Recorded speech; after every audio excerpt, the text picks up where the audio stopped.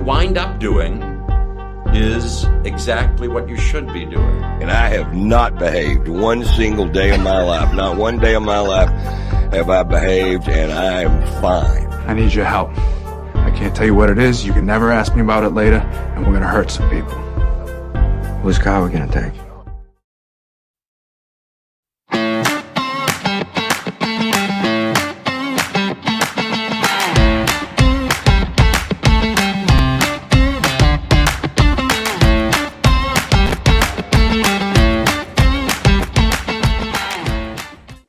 Hello, happy day, stormy day still in Northern California and here in the Bay Area. I, of course, am Nikki Medoro. Thanks for joining us on the Nikki Medoro Show, live Monday through Friday, starting at noon Pacific, or anytime you want to watch me because of the magic of YouTube. Before we get into what we're going to be talking about today, please click that thumbs up button. I always need to remind myself. I had to go back. I swear to God, I forgot to click the thumbs up on 5 of my shows. I need to do it. You need to do it. It's very simple and it's totally free. It's right there at the bottom. It looks like a thumbs up. It's easy peasy.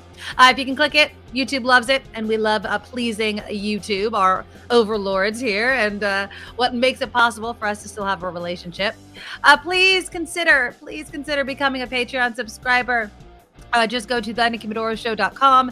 There's a Patreon link right there. It's also, if you're watching on YouTube, on the banner above my head. It's right on, if you're looking at it on the right. It says Patreon. Click it. Join our cool club. And you can sign up for any amount you want to. Of course, if you like PayPal, the email address is thenikkimedoroshow@gmail.com, and you can send it along to me. And you can also pick up some merch, like the stuff behind us. More stuff is coming, as I promised. But, slowly rolling it out. Giving people some dibs. I might pull some stuff off, and the things that aren't working and the things that are coming. And of course, the super chat is live. There's a way for us to monetize the show during the show. So you can kick us everything from 99 cents to $300, which we've received from so many generous people that watch the Nikki Medoro Show. So look for the $ underneath the live chat, and you can donate even during, after the show, during the recorded version. And so you can donate anytime you want to. We'll take your money and always appreciate your support. And of course, you can always email me. Calvin's been sending me some stories. What up, Calvin? Justin has been reaching out to me from Boulder Creek. I hope you guys are staying dry. So send me story ideas, send me topics you want to talk about. I have some exciting interviews for our What Do You Do segment set for next week.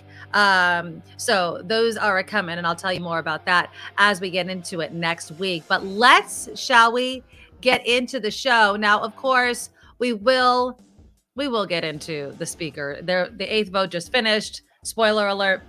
We still don't have a Speaker of the House. Kevin McCarthy is still a big fat no. So we'll get some more analysis there. Also, President Biden made an announcement this morning regarding his immigration plan. This comes as he is planning on heading to El Paso and then Mexico in the coming days. So I'll lay it out for you, and you guys tell me in the live chat what you like, what you don't like. Do you think that any GOP members who continue to bitch and moan and bitch about the fact that we have open borders and Biden's not doing anything about the crisis at the border, do you think any of them are going to work with President Biden on any of this? I doubt it. Also, Padma, she's from Top Chef, she's a gorgeous woman, and a mother. She clapped back at her daughter, who was trying to censor Padma on Padma's Instagram feed. Padma was cooking, and her daughter was kind of censoring her body. And so we'll talk about this in the next hour.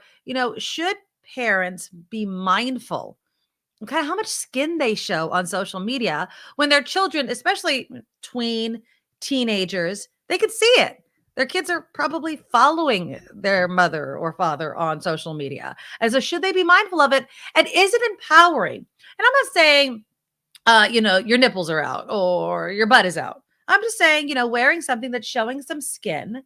Do you think that should be done? Do you think it's empowering, especially if it's a mom to a daughter? So we'll discuss that in the next hour. And then, of course, to wrap up our show, Krista Maloney with the San Francisco SPCA will join us. Rescue DOG we brought over from Station X. And so we have a couple of very cute pooches to show you guys that are up for adoption. And listen, If you can adopt a dog right now, please do. I was reading an article in San Francisco alone. Shelter surrenders are up. They're having to euthanize healthy adoptable dogs simply because they don't have any room. So please join us for that and reach out to either the San Francisco SPCA or your local shelter and see if there's a dog that you can include in your family. Okay, so let's get into it. Let's start with some good news. And the good news, of course, is Buffalo Bills Damar Hamlin. He has begun to awaken. According to Dr. Timothy Pritz and Dr. William Knight, they gave the update from UC Health today. Now, of course, as we know, Hamlin collapsed on the field following a hit that he took against another player. And, they did obviously CPR. They used the defibrillator. And it's tough. I mean, we've been learning so much about Hamlin since his injury. Obviously, the work he does in his community, his GoFundMe, which I think it was $700,000. I think that was the amount that he was hoping to raise for a toy drive. It's like, I think probably over $7 million now. So let me play you some sound from the news conference today, which was very, very encouraging. Let's start off with first Dr. Timothy Pritz, who gave the initial update on Damar Hamlin's health. Here we go. We would like to share that there has been substantial improvement in his condition over the past 24 hours. We had significant concern about him after the injury and after the event that happened on the field, but he is making substantial progress. As of this morning, he is beginning to awaken, and it appears that his neurological condition and function is intact. We are very proud to report that, very happy for him and for his family and for the Buffalo Bills organization that he is making improvement. He continues to be critically ill and continues to undergo intensive care in our surgical and trauma ICU. He's being cared for by ICU, neurocritical care teams, trauma surgery, and a cardiology team, as well as our expert nurses and respiratory therapists. They are attending to him, and he still has significant progress that he needs to make, but this marks a really good turning point in his ongoing care. And that's what you want to hear. You want to hear him making progress. He's moving his hands. He's moving his feet. So then there was the question, and we've been debating this since the news broke of his injury and what may have caused it. Of course, the NFL's reaction. So at first there was criticism, and it's at least what's the consensus now is the NFL was not ordering the teams to continue playing the whole 5-minute warm-up thing. There was none of that. There was no directive. But what about the response on the field? I mean, this is a violent game. We talk about this all the time. You can't make these hits and these plays without putting your body on the line. And so Dr. William Knight and Dr. Pritz were asked by one of the journalists that were at the press conference and attending the press conference to kind of grade the response of the medical professionals there, the Buffalo Bills medical staff. And it's important to listen to this because on one hand, it's good, right? It's good that these people are there, but then it also gives you a bit of pause of, they know how violent this game is. But here again is Dr. Knight and Dr. The fact that Mr. Hamlin had immediate bystander CPR in addition to prompt recognition of his arrhythmia to get defibrillated and then back to the return of circulation very quickly. That speaks to that timeline that you were asking about to get the return of spontaneous circulation with immediate bystander CPR that was performed well, all meeting the standard of what we would expect in that scenario is what has led us to be able to discuss these good outcomes today. I will second that. The Bills training staff who was with him immediately recognized that this was not a run-of-the-mill injury and that they had a significant event on their hands and immediately responded and got the emergency response team involved in his care. And really, this went as well as something like this could go under very challenging circumstances. And they did a fantastic job, which is why we're here today. And understanding how complicated of a situation this ultimately is, would it be fair to say that if things would have taken a few extra minutes or maybe even a few extra seconds, there could have been a different outcome here? I think that's fair to say. I think that's fair to say. I mean, and so thank God. Thank God the medical staff was there, that they responded appropriately. Again, he only had one defib and one session of CPR on the field. They didn't do it again in the ambulance, according to those doctors. So what's the next obvious question, right? Can he play football again? I think somebody in the chat was talking about that. Michelle wrote in, I'm glad he's doing better, but I think that it's going to be too risky to get back into the game. I hope he has a safer backup plan. And the doctors were asked this specific question, what, if anything, is Hamlin's future in football? Here is Dr. Knight. About his future in professional football is that it's entirely too early to have that conversation. He's still critically ill in the ICU. Our focus is on getting him better, to get him extubated and on the road to recovery. So it truly is too early to have that conversation.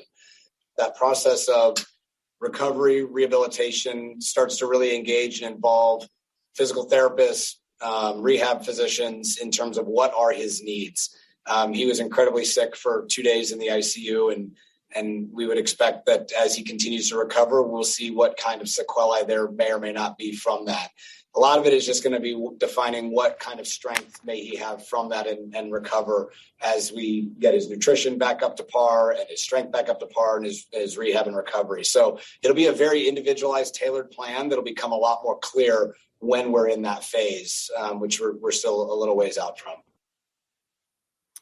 I mean, and I just wanted to show you this picture again. Again, you see both the Bengals and the Buffalo Bills players very upset, as you can imagine, as we have talked about since Monday night. So, I don't know if I was his family, if I was his mother, right, who was there. What do you say? He's opening up his eyes. He's moving his feet. As you just heard, he needs to do rehab. They got to still assess all that. He's not there yet. He's not even at the point where they can't even assess what that all is going to look like. What would you say? What would you say? I mean, he's a professional football player. We're not talking high school. We're not talking college. We're talking the NFL. He's worked his butt off. He's young, right? Beginning of his career. Wow.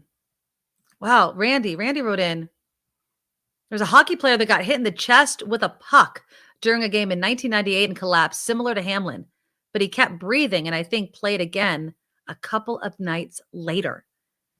Chris Prager is or Pronger is what Randy is saying his name was. If that was my son, as you guys know, and we talked about yesterday, he wouldn't be playing football. But of course, I say that knowing full well I will never be put in that position.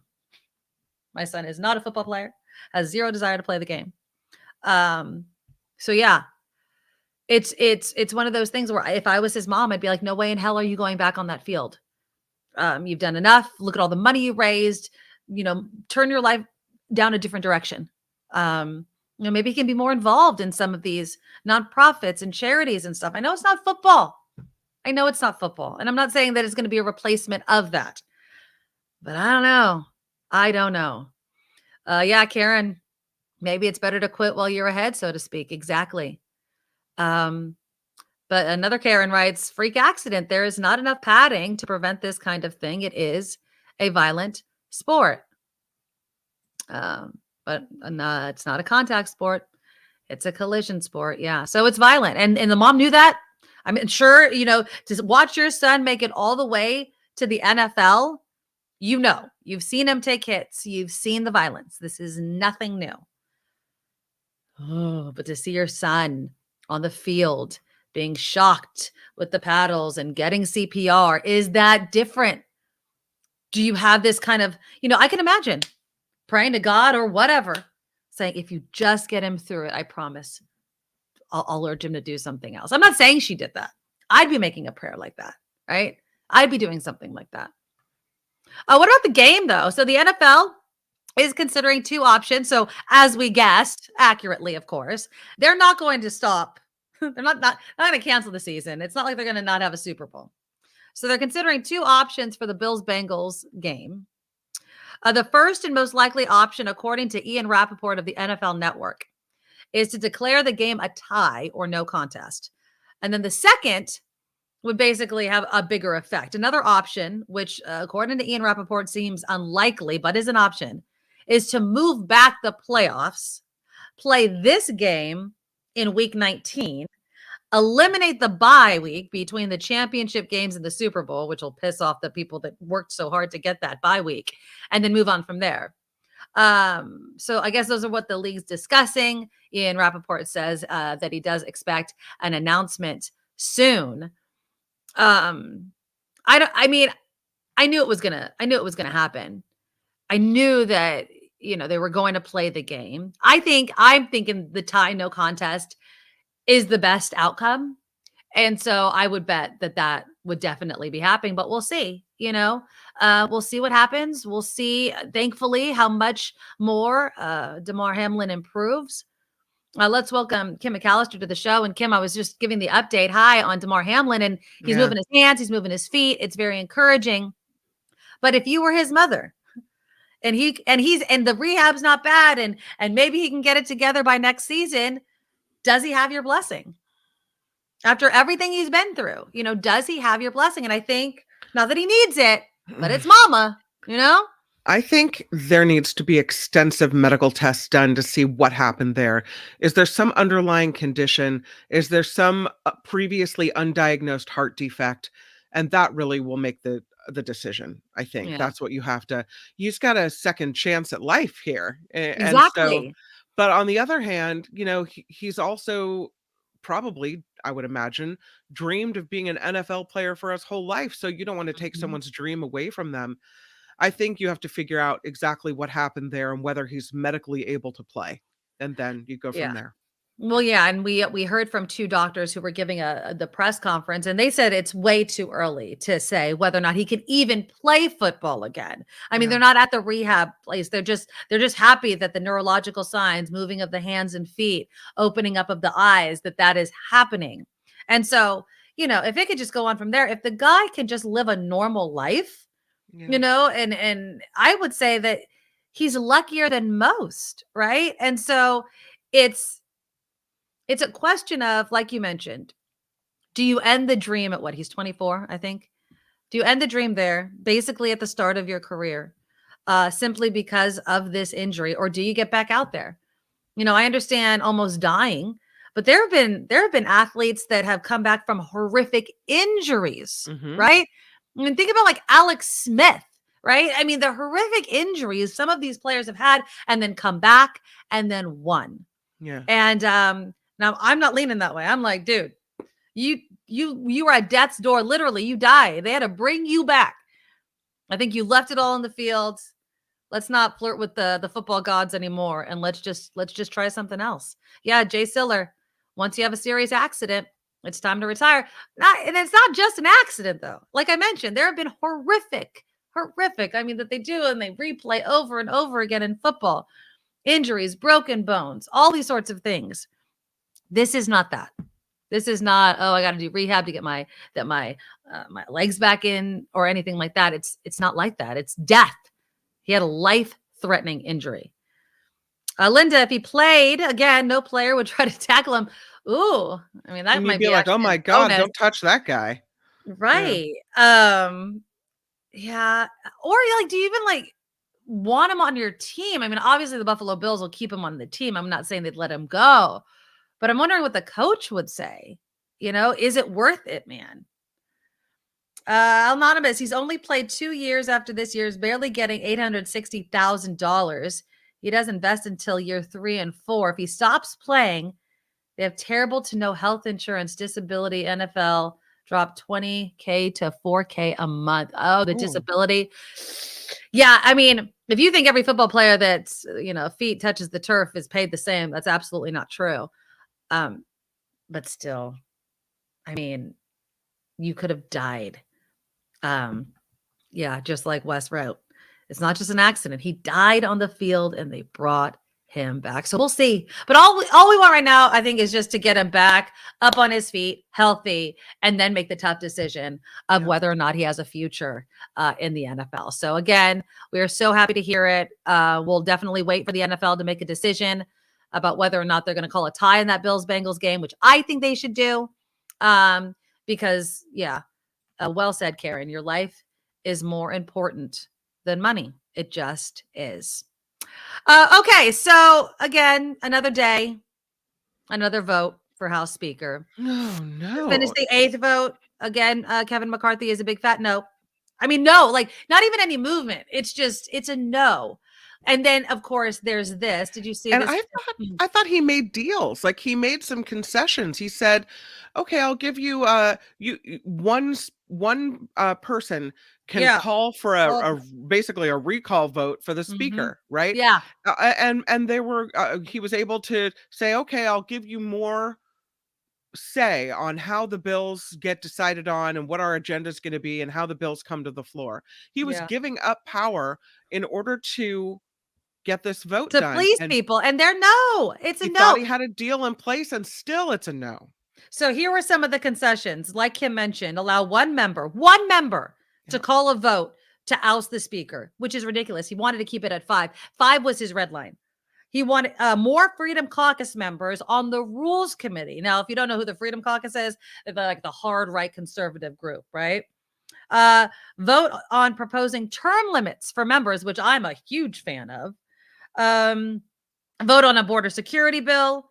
And then a McCarthy-aligned political action committee won't play in an open seat in safe primaries. So those were the concessions, and were not enough.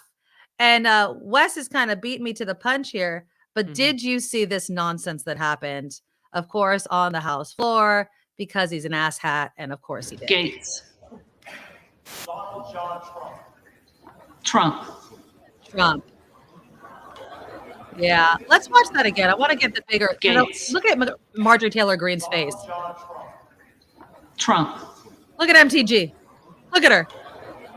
She's like, what? Yeah. So that happened. He cannot bend over and stick his nose up the butt of Donald John Trump any more than he already has. It's farcical. It's a farce at this point. I mean, it's sad. It's sad when you, okay, on one hand, I'm enjoying it, right? You love to see them devour their own. Even Sean Hannity. Did you see Sean Hannity? They're up to here with this 20 or so, or really like 5 or 6 hardliners that are never Trumpers. Never, ever Trumper. So hold on. I didn't want to do this one. I want to do this one. This is the one I want to share. Because Hannity's done. So many people are done. And you'll hear it right here. Here we go. You said complimentary things about President Trump. Needs to tell Kevin McCarthy that, sir, you do not have the votes. It's time to withdraw. Let me turn the tables, Congresswoman. Kevin McCarthy has 203 votes. Your side has 20.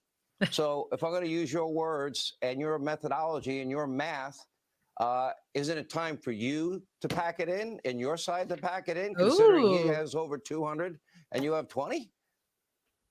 Sean, I understand the frustration. I promise you, but I'm not frustrated. You didn't answer my question. And we are. He's frustrated. He's frustrated. I'm not frustrated. Yes, he is. Yes, you are. McCarthy, you're not answering my question. Of what we're doing, and they're cheering us on. So there are more for us than are against us, and they are waiting for Kevin to cave. Okay. The American people are certainly frustrated by. I'm frustrated by you not answering a direct question. You said to President Trump, you said earlier today that President Trump needs to tell Kevin McCarthy, you don't have the votes. Hold on. Can I finish? Candidate to elect a Speaker of the House. You don't have the votes, and it's time to withdraw. He has 203. Your side has 20. Why is it time for him to withdraw and not you when he has so many more votes? Well, Sean, he needs 218, and he does not have 218. We've been trying to work this out in private. Kevin McCarthy didn't even want to listen to us until his disappointing midterms. We all want a. Yeah. So, and then it went on and on. Yeah. I mean, Hannity is pissed. I think a lot of them are embarrassed by how this is turning out. And you love to see it, but you hate to see it.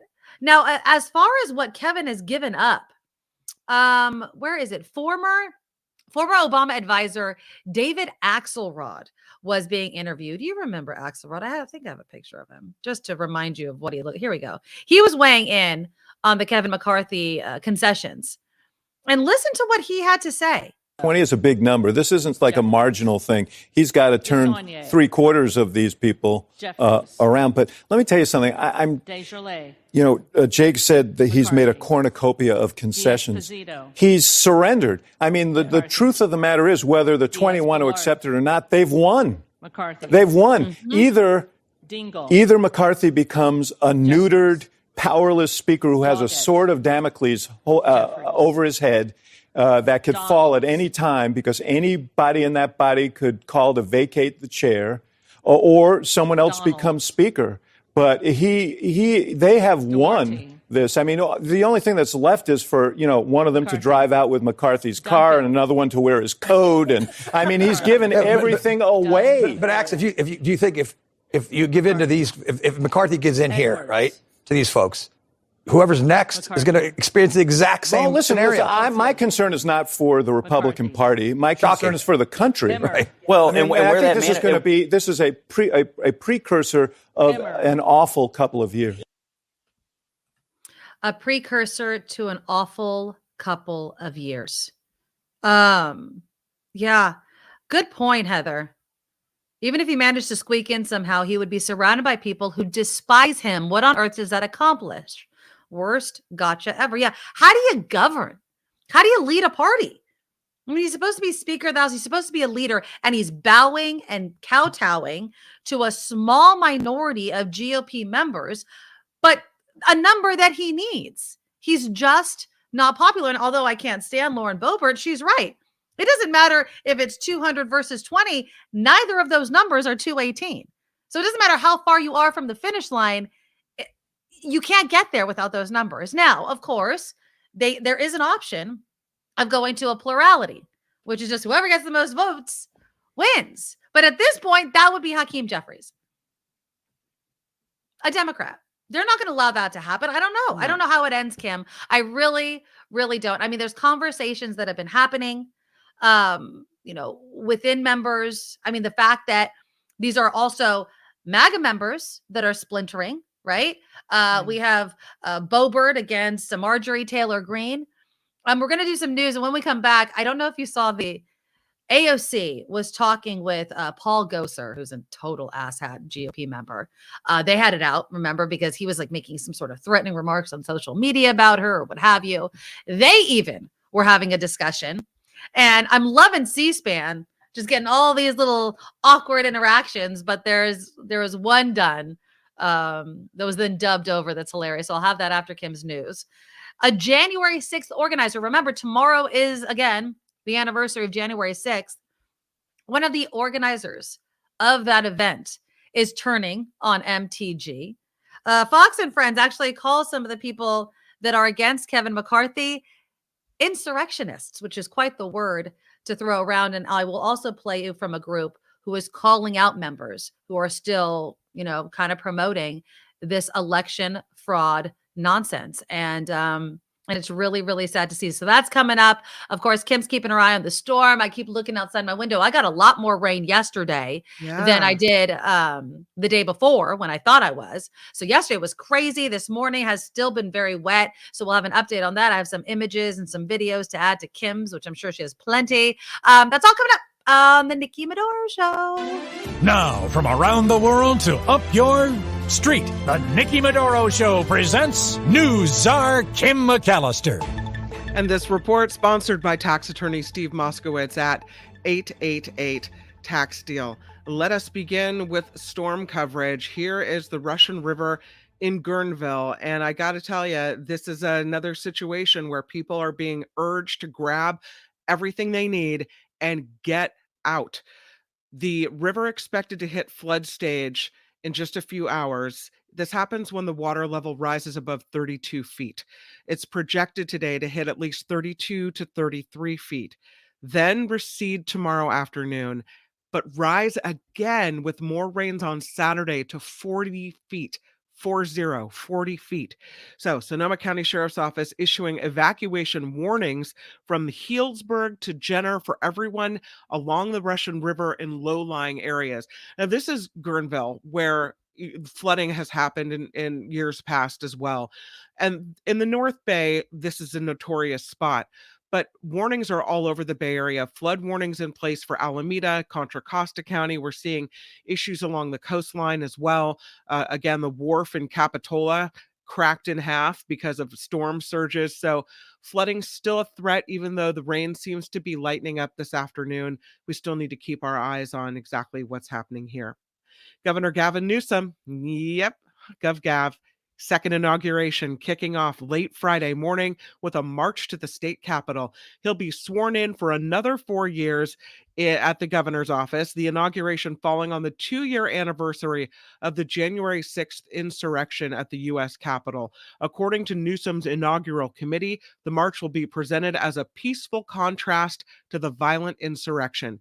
The event will start with a march down Capitol Mall, ending at the traffic circle west of the Capitol building, and then Governor Gavin Newsom will be sworn in directly after that. The Golden Gate Bridge getting an infusion of cash from the federal government. The Marin IJ says $400 million from the federal infrastructure bill will go toward completing much-needed seismic upgrades. This will help the iconic bridge withstand large earthquakes in the future. We need that money for the Golden Gate Bridge. I don't know if you've driven across it lately, but if you look up at the towers, especially if you're in the passenger seat, because you don't want to be, looking up if you're driving. It's rusty. It's not looking like it's being taken care of properly. So $400 million will do that for the Golden Gate Bridge, which will turn 86 years old later this year. And President Joe Biden is set to give out some awards. Officers who defended the U.S. Capitol during the attack on it 2 years ago will be getting the Presidential Citizens Medal. President Biden will be awarding the second highest civilian honor to the officers on the attack's 2-year anniversary Friday, and the ceremony will mark the first time Biden has given out the Presidential Citizens Medal. And still, no Speaker of the House. What? That is true. This is no Speaker of the House after 8 rounds of voting. They're just getting started on round 9. A new name, though, getting thrown into the mix today. Florida Congressman Matt Gaetz, as Nikki said, voted for former President Trump during the 7th round of voting. House Republican leader Kevin McCarthy continues to be blocked by a conservative faction of the party staunchly opposed to his candidacy. And even though it looks like he made some deals, gave away his soul, he's still not getting the votes. This is wild. The former CEO of a cryptocurrency platform is now being sued by the New York City Attorney General. Letitia James' office says a co-founder of Celsius Network, Alex Mahinsky, defrauded hundreds of thousands of investors out of billions of dollars worth of cryptocurrency. James says the company's collapse left investors in financial ruin. And the man who allegedly shot and killed rapper Takeoff is out on bond. Officials in the Houston area say Patrick Clark was released last night after posting $1 million bond. He's accused of murdering the star outside of a Houston bowling alley in November. This report sponsored by tax attorney Steve Moskowitz. For more than 30 years, Steve has put his tax knowledge to work for individuals and for businesses. If you need help with your taxes, call early, not late. It's 888-TAX-STEAL. You can find Steve on the web as well at MoskowitzLLP.com. I'm Kim McAllister on The Nikki Medoro Show. Perfection, my friend. Perfection. Okay, so the other thing that I saw, did you see down in Santa Cruz, the pier? Did you see the images of the pier down there? Hold on, let me show. I have a picture of it. Oh, you have it too? Okay. I think so. Yeah, I think I here. Well, here is the SS Palo Alto. Oh, wait, that's it. That's the Golden Gate Bridge. There it is. See the SS Palo Alto right there? Now this is a ship that's been was attached to the what was this in? Is this in? I think this is in Seacliff. Is that where I might? Yeah, it's Santa Cruz County, Seacliff State Beach. It was attached to the pier, and it broke away. So here's a video of it. Hold on. I wanted to show you the video. Let me take this picture down real quick. This is a picture of it being washed away. And I'm going to who am I thanking for this? Adrian on Twitter posted this. Here we go. Look at that. Look at those waves. Up to 30-foot swells reported. Yeah. I mean, that's crazy. Don't walk out on that pier, people. So yeah, it's a really bad time to be near the coast. I mean, look at that. Let me show you the Capitola Wharf. Yes, look at that. That's crazy. So you can see the city of Capitola with all the brightly colored houses on the beach there. We know getting exactly pounded where that by is, waves.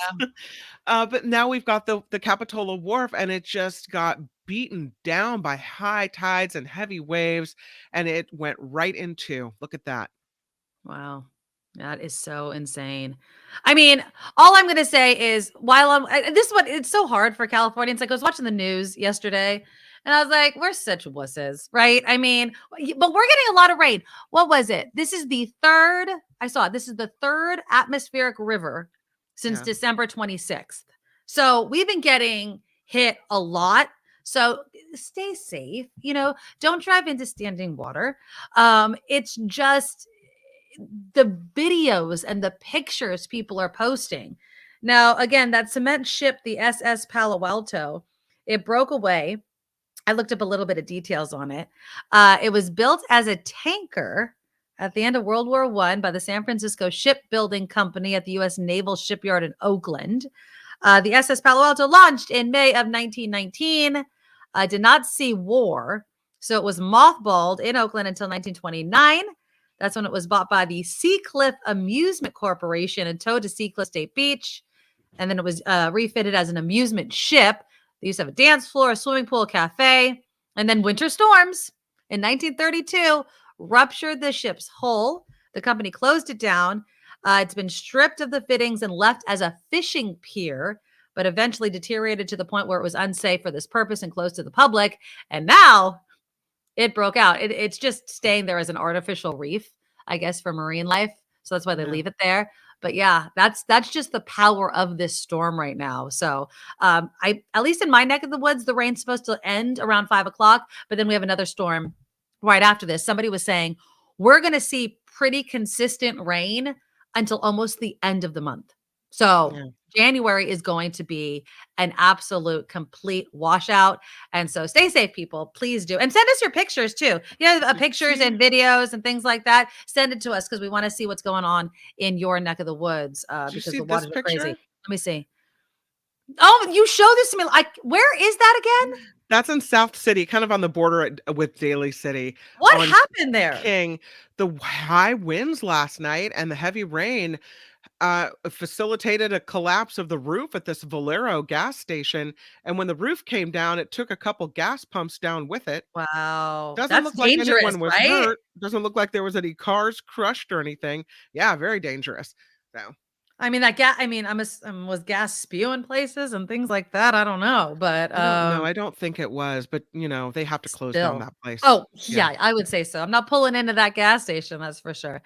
All right, click the thumbs up button if you can before we move on. The thumbs up is right below your screen. And then somebody was saying they couldn't find the $sign for the super chat, which is, as far as I understand, and I don't know what it looks like depending on how you're watching the show. I know many of you watch it on your phone. Yeah. So I don't know how it looks when it's on your phone. So if you can help, I think it was at the beginning of the chat, help people find it. It looks like a $sign and you can donate to our super chat. And we always appreciate everybody donating. Buck just gave us a $5 donation to our super chat. Buck. Thanks, Buck. And then Lori gave us $20 super sticker. Lori above the bar. We love her. Big kisses to both of you. And again, it helps us monetize the show and it really helps us out. So if you could donate any amount, we always appreciate it. And again, the Nikki Medoro shop is where you get this merchandise you see behind us. There's more stuff than just this. There's other t-shirts, there's cups, there's tumblers and things like that. And I will be adding to that as well. And then PayPal, of course, is the Nikki Medoro Show at gmail.com, which is also my email address if you want to send pictures of you guys surviving this storm right now. Okay. Yeah, go ahead. I was just going to tell you that yesterday we heard the National Weather Service and ABC 7 even report that this storm had the capacity to cause a loss of life. Ooh. And we have seen it at least twice now in the Bay Area. Oh, There no. was a fatal accident early this morning in Fairfield where a 19-year-old kid was driving down the road and hydroplaned, crashed the car and didn't survive. And then I know. And then there's this one. This is a double wide mobile home in Occidental where a giant redwood tree came down and smashed this mobile home, and a 2-year-old boy did not survive it. Oh, that is so sad. They put him under CPR, but he didn't make it. His parents suffered minor injuries. I mean, major psychological and emotional injuries, but minor physical injuries. Oh, my So goodness. the loss of life has happened. At least 2 people have died because of this storm, and I'm hoping that no others will. And I want to issue a warning for people along the coast. Makes me sad. You know, people thinking, oh, it's a great time to go out, you know, go tide pooling, do whatever. Don't do that. No. Don't do that. We still have, you know, the rain might be lightning, but we still have some dangerous coastal conditions. It's not the time. No, it is not. It's not the time at all. And so just, oh gosh, that breaks my heart about that child and the 19-year-old. I mean, young person, slow down. I mean, how many people, when I'm taking my kids to school today, there was this person just riding my ass in traffic. I'm like, where are you going in such a hurry? It's pouring rain. Calm the hell down. Yeah. I understand. And, you know, I'll say this, because like your children are still off this week from school, correct? Right. Mm-hmm. It's much lighter on the roads right now. And I think that for some people, that's kind of a saving grace, because my daughter just can't seem to understand, even though I tell her it's raining, we need to give ourselves more time to get to school. Right. There might be power outages, lights out, things like that. She's still lagging, but I'm not rushing. I'm like, well, you might be late. They haven't been, because it's been so light on the roads, but people are driving crazy out there. Yeah. And it's just, it's not worth it. It's absolutely not worth it at all. Okay. Slow down and the bomb cyclone, right? Exactly. All right. So I do have a couple more things. Now, again, tomorrow is January 6th, and it's a date. You know, I remember after January 6th happened, Kim, you know, obviously we watched it live. We were reporting on it. And people were just saying the date as if it was like a 9/11.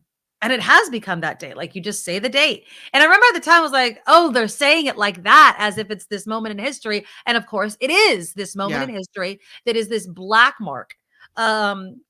Basically on, you know, obviously former President Donald Trump and his supporters, but also kind of this light of, thank God we held, right? Like, we bent, we didn't break, and it didn't happen. And so, of course, we'll be closely monitoring how this is addressed. It's going to be interesting, Kim, to see how this is addressed on the House floor tomorrow, because all of these people that are never Keviners are, a lot of them are election deniers still. Are these MAGA people? Are these people that President Biden isn't our president kind of nonsense people? And I wonder if there's going to be a change in tone tomorrow at all, because it'll be interesting to see. I don't think it, I mean, maybe it will be mentioned, but what I've noticed is conservative people seem to, in a general sense, not want to talk about January 6th. Oh, yeah. They didn't see a point to They don't see it as a problem. Hearings. They thought it was over and done with. Let's just not talk about that anymore. So I fully expect, with Republicans in charge of the House, that they don't really want to discuss it, that they are really done talking about it. You can't let tomorrow go and not address it. I mean, because you know the Democrats will. Are you just going to let them sit there and not say anything?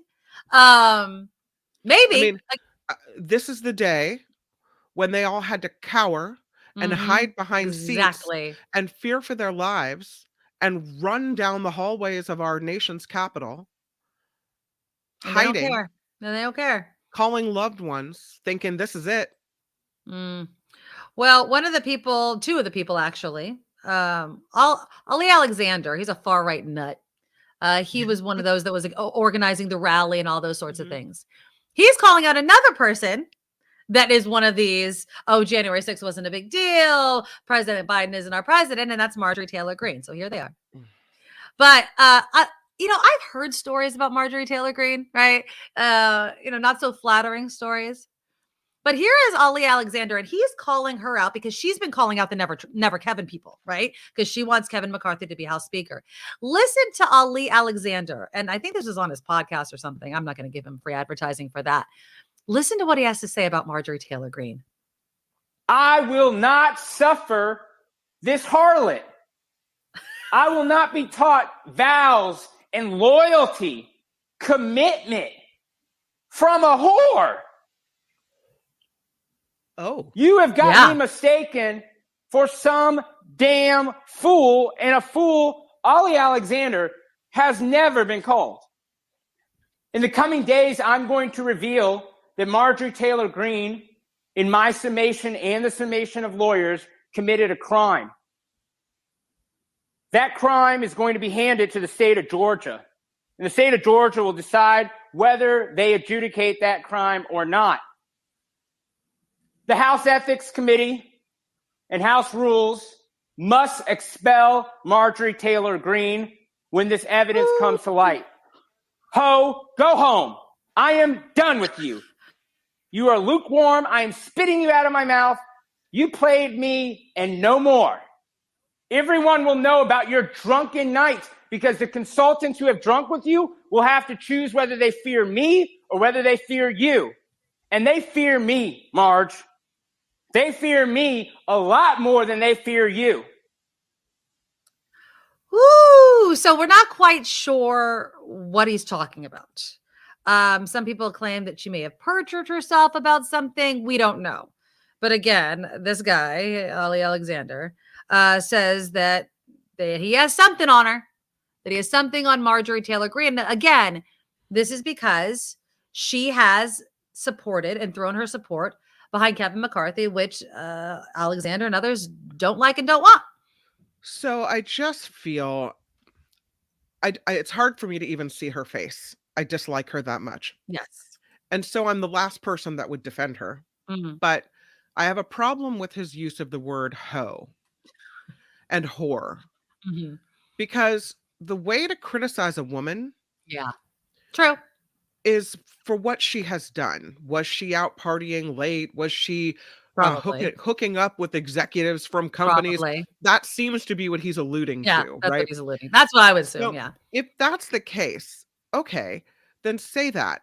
But, let's not go down to the level of calling women hoes and whores, because I feel like you're trying to use sexuality against us. And us being women. If you want to criticize a woman, but don't throw the whore word out there. You may think she's sexually promiscuous. Well, look at yourself. How about you? Are you sexually promiscuous, Ali? It doesn't matter if it's a man that's sexually promiscuous. We already know that. They're not a whore then, but women can be a whore. So I just have a problem with the way he presented it. I'm not saying there's nothing to criticize there, but don't use those words. A-hole, Yeah. I don't like that.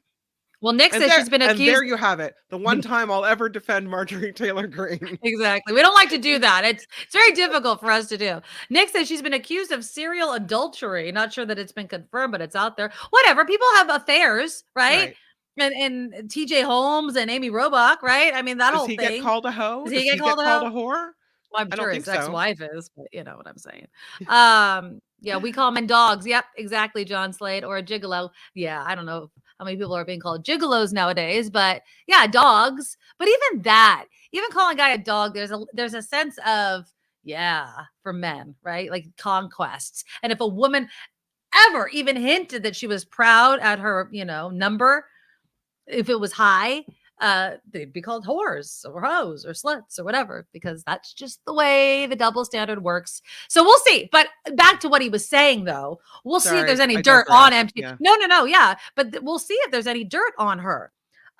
Because again, going back to what this group might have splintered over who should be House Speaker, but they're very united in the fact that they don't like President Joe Biden. And many of them still believe that the election was stolen. I want to show you this screen. Well, first off, let's hear from Fox and Friends. This is Fox and Friends. Yeah, I think that's the show. Brian Kilmeade and all them. That's Fox and Friends, right? So listen to how they describe these never Kevin people. Here we go. Da, da, da, da. And hopefully the volume's high enough. It's Here been you go. decided. But I saw the pizza roll in on a cart. It's just a big. Maybe they're just doing it for the 3 food. dozen, I Right. think. he Yeah, 3 ordered. dozen. I think at that point you just say cheese. You don't ask people what you want on it, right? You just say we're ordering pizza. If it's Washington, I would Okay, imagine listen there's right a lot here, of right bologna after. on it. So Absolutely. apparently McCarthy ordered these pizzas afterwards so that they could discuss ways to get around this and try to come together today at noon. Right, but here's the thing: if you pick Jim, just how insincere the insurrectionists are. Oh, what did he call him? The insurrectionist. I probably shouldn't use that word. The people that don't want to vote for Kevin McCarthy. They would disagree with that Right, word. saboteur. Saboteur. So if you're Saboteur. he hasn't agreed to anything you want. At least Kevin McCarthy agreed to some things and didn't agree to other things. But these other people that you're writing in, Jim, McCarthy, whoever you want, Biggs, they haven't agreed to anything. So you're willing to take who you think they might be, as opposed to someone you've been negotiating with for the past few months. You know, to your point, Brian, Jim Jordan is on the precipice of getting his dream job. Yeah. He has always wanted to be the chairman of the House Judiciary Committee. And if they eventually get a speaker and everybody can get sworn in, he will get that. But I hope not, because that would be some if you want to see it just go absolutely ridiculous, put Jim Jordan in that position. It'll just be nonsense. It's going to be investigation after investigation. And again, just gridlock with this political party. It just drives me crazy. Okay, I do have some funny things that I want to do that came out of this. That'll come in just a moment, but I don't want to leave a very important person waiting. And that, of course, is our exclusive founding sponsor, Steve Moskowitz with Moskowitz LLP. And, you know, we can look at government as a group of people that can't get anything done. Moskowitz LLP, Steve Moskowitz, you can get things done for people in a timely fashion. There's no multiple votes on that. Thank you very much. And that's a big relief to people, because part of the thing is it's not just knowing the tax law. It's getting through the morass of procedures. And also in fairness to us as professionals, we have phone numbers that are not available to the general public. So one of the problems is, according to news reports, the IRS only answers the phone 9% of the time. God, how frustrating. And I could go on and on with all the problems that is. They're trying to work on it, but it's a frustration. Plus, you're dealing with somebody that's an opponent, and there's differing views on all kinds of things. Look at Supreme Court 5-4, and we do a lot of regular things too. A lot of times, people say, "Well, Steve, you do the fancy stuff and you help people that are in trouble or can't pay their taxes. Do you do regular tax returns too?" And the answer is, well, of course. Of course. And that's what I built the firm on when I started the firm so many years ago. So if you just have a regular old tax return, you file every year. You're not breaking any laws, you pay your taxes, you're absolutely our client as well. And one of the things I want to do is, you may be paying your taxes every year, but maybe you're paying too much. We want to give to you what the big boys have. You don't pay a penny more than you have to. Billy Gates doesn't pay a penny more in taxes than he has to. I'd be really sure of that. And that's what we want to do for all your listeners. Help them to get to the point where they're legally paying the absolute minimum, even on a regular tax return. And I just want to ask you real quickly, Steve, should people be concerned about the addition of all of those IRS agents? It's been a talking point during these hearings to become House Speaker, that they want to, repeal that. Should people be concerned that there's going to be a lot more workers at the IRS? Not that they're all going to be hunting, for audits or something, but. Well, of course, because those proposed 87,000 agents have to do something. And President Biden was very clear. He said for every dollar he invests in the IRS, he expects them to bring multiple dollars in, which would be expected in any business. Right. So the bottom line is, there's going to be all kinds of, more audits, and people a lot more people are going to be chased down. They also are beefing up the criminal area, and that's where they started the hiring. So the bottom line is, of course, and look, the government's spending tremendous money. Look at all these programs. Some of my favorites, like, ERC that we talk about all the time. The money is just flowing out of the Treasury. Well, how does the government make that up? Our credit card with China, I think, is getting problematic. Oh, yeah. So it's going to come from you and me and Kim and the American taxpayers, where not only are new laws being passed to take more taxes from us, but much stricter enforcement of the laws we have now. So the bottom line is, of course, that's going to affect people. Yeah. We do have a question from a viewer. Ask Steve what he thinks about Trump's taxes. I don't know if you ever looked at the articles about them, obviously. Do you think he's going to go to jail, Steve? Do we think that the former president committed tax fraud? Well, again, I haven't represented him, but it's not. He should call you. He should, but it's not just a typical taxpayer where we're talking about taxes. This is really a political contest. So it's not just about his taxes. If this were John Smith that nobody ever heard of with just his taxes, this is a major political event. And back when you and I were infants and President Nixon got in trouble with his taxes, his lawyer went to jail, but President Nixon didn't. That's a bummer. Well, it can be if if that happens to you. So the bottom line is this, and again, we see the Congress the balance just changed over. So one of the things we were talking about is, well, wait a minute, if the returns came out with the Congress that just passed out, what would they do with the Congress that just came in? It's so political. So we can't have any tax judgment on this because this is not being decided by tax law. This is being decided by politics. I mean, come on, that's the way it is. He was president of the United States. And so polarizing because there's a large group of people that love him. Yeah. There's a large group of people that hate him. And, this is when you look at other countries, like back before communism took over in Russia and the Reds and the Whites got into it with Bolsheviks and all. This is what happens in Nazi Germany. When half the country hates the other half, there's so many problems. So I am hoping this can be resolved short of, all kinds of serious problems. And just like you were commenting on, we see some political actions taking care of now that do raise concerns. Absolutely.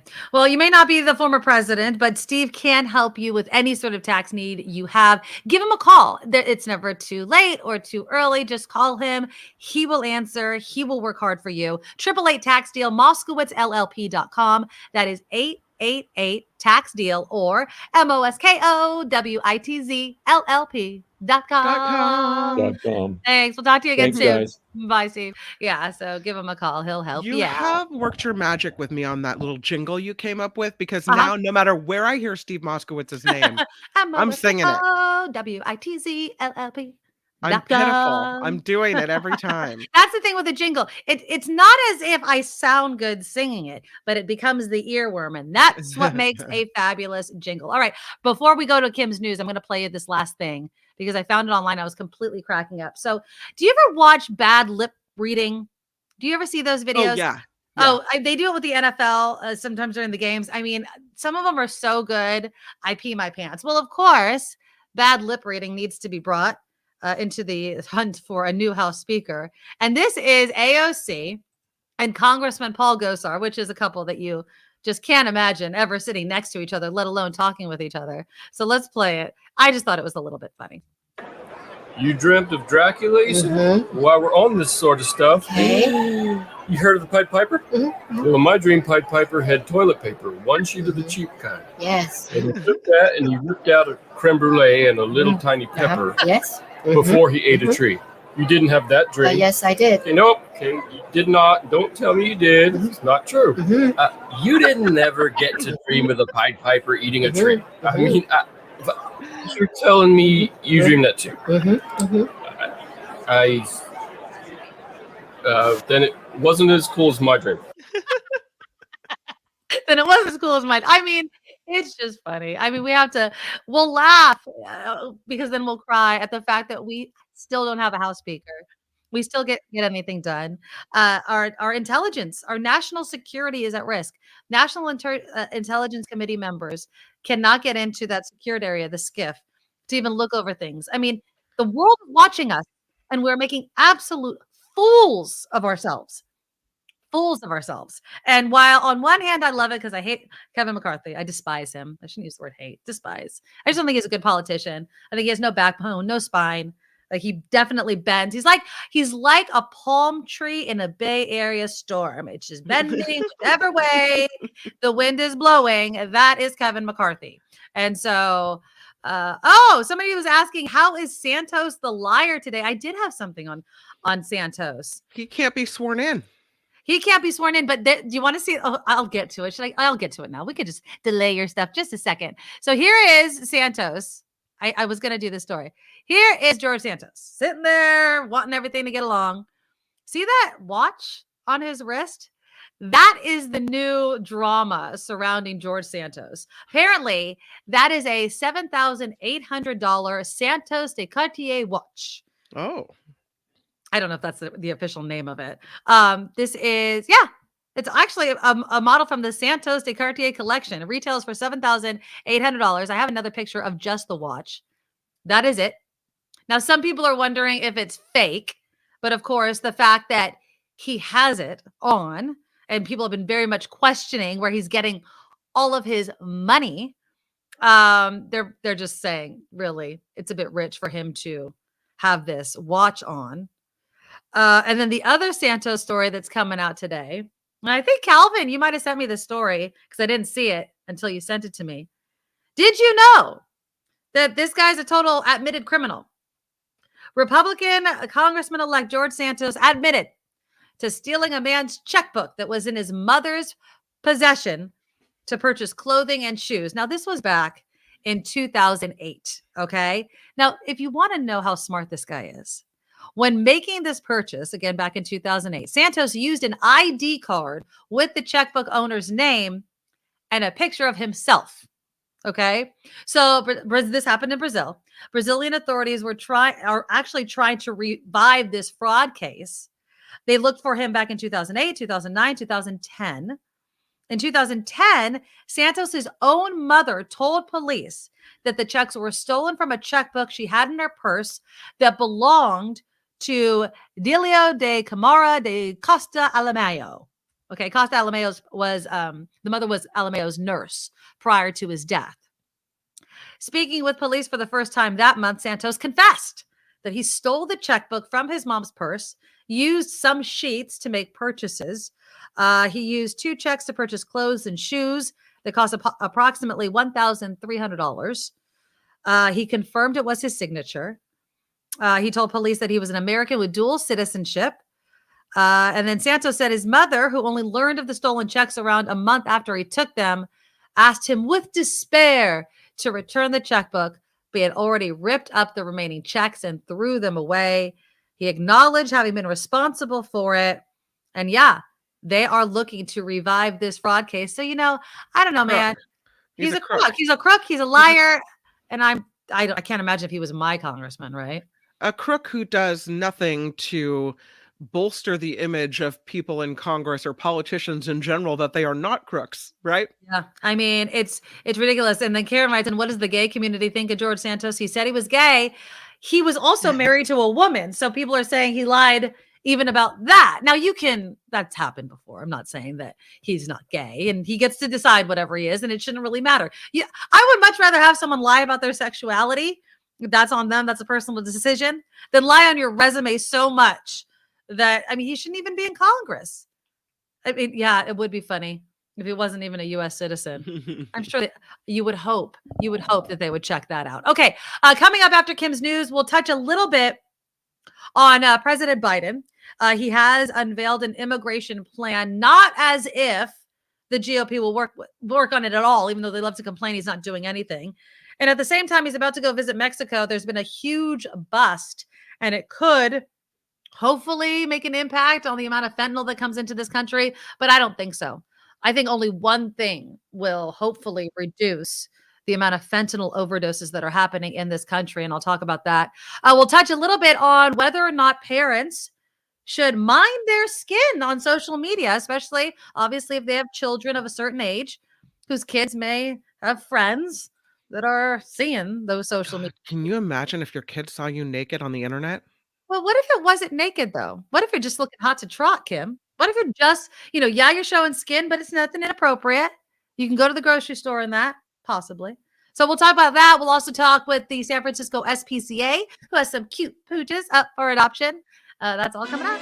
Now, from around the world to up your street, the Nikki Medoro Show presents News Czar Kim McAllister. And this report sponsored by tax attorney Steve Moskowitz at 888 Tax Deal. We've talked about some of the storm damage, but really haven't touched on all the power outages across the Bay Area, well, around the state, really. This powerful bomb cyclone slamming Northern California, bringing these power outages and fears of more flooding today. Nearly 200,000 people are without power as this storm creates what's being called an atmospheric river event. Governor Gavin Newsom has already declared a state of emergency to help with any relief efforts, but there are so many power outages around the Bay Area, I just can't list them all. A lot of people woke up with their alarm clocks flashing and are still without power right now. I'm going to try to show you a little bit of video. Nikki showed some earlier, but this...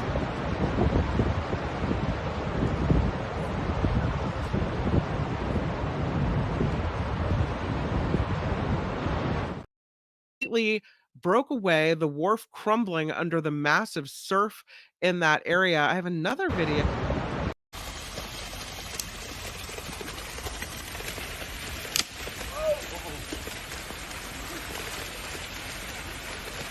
Wow. Whoa. Wow.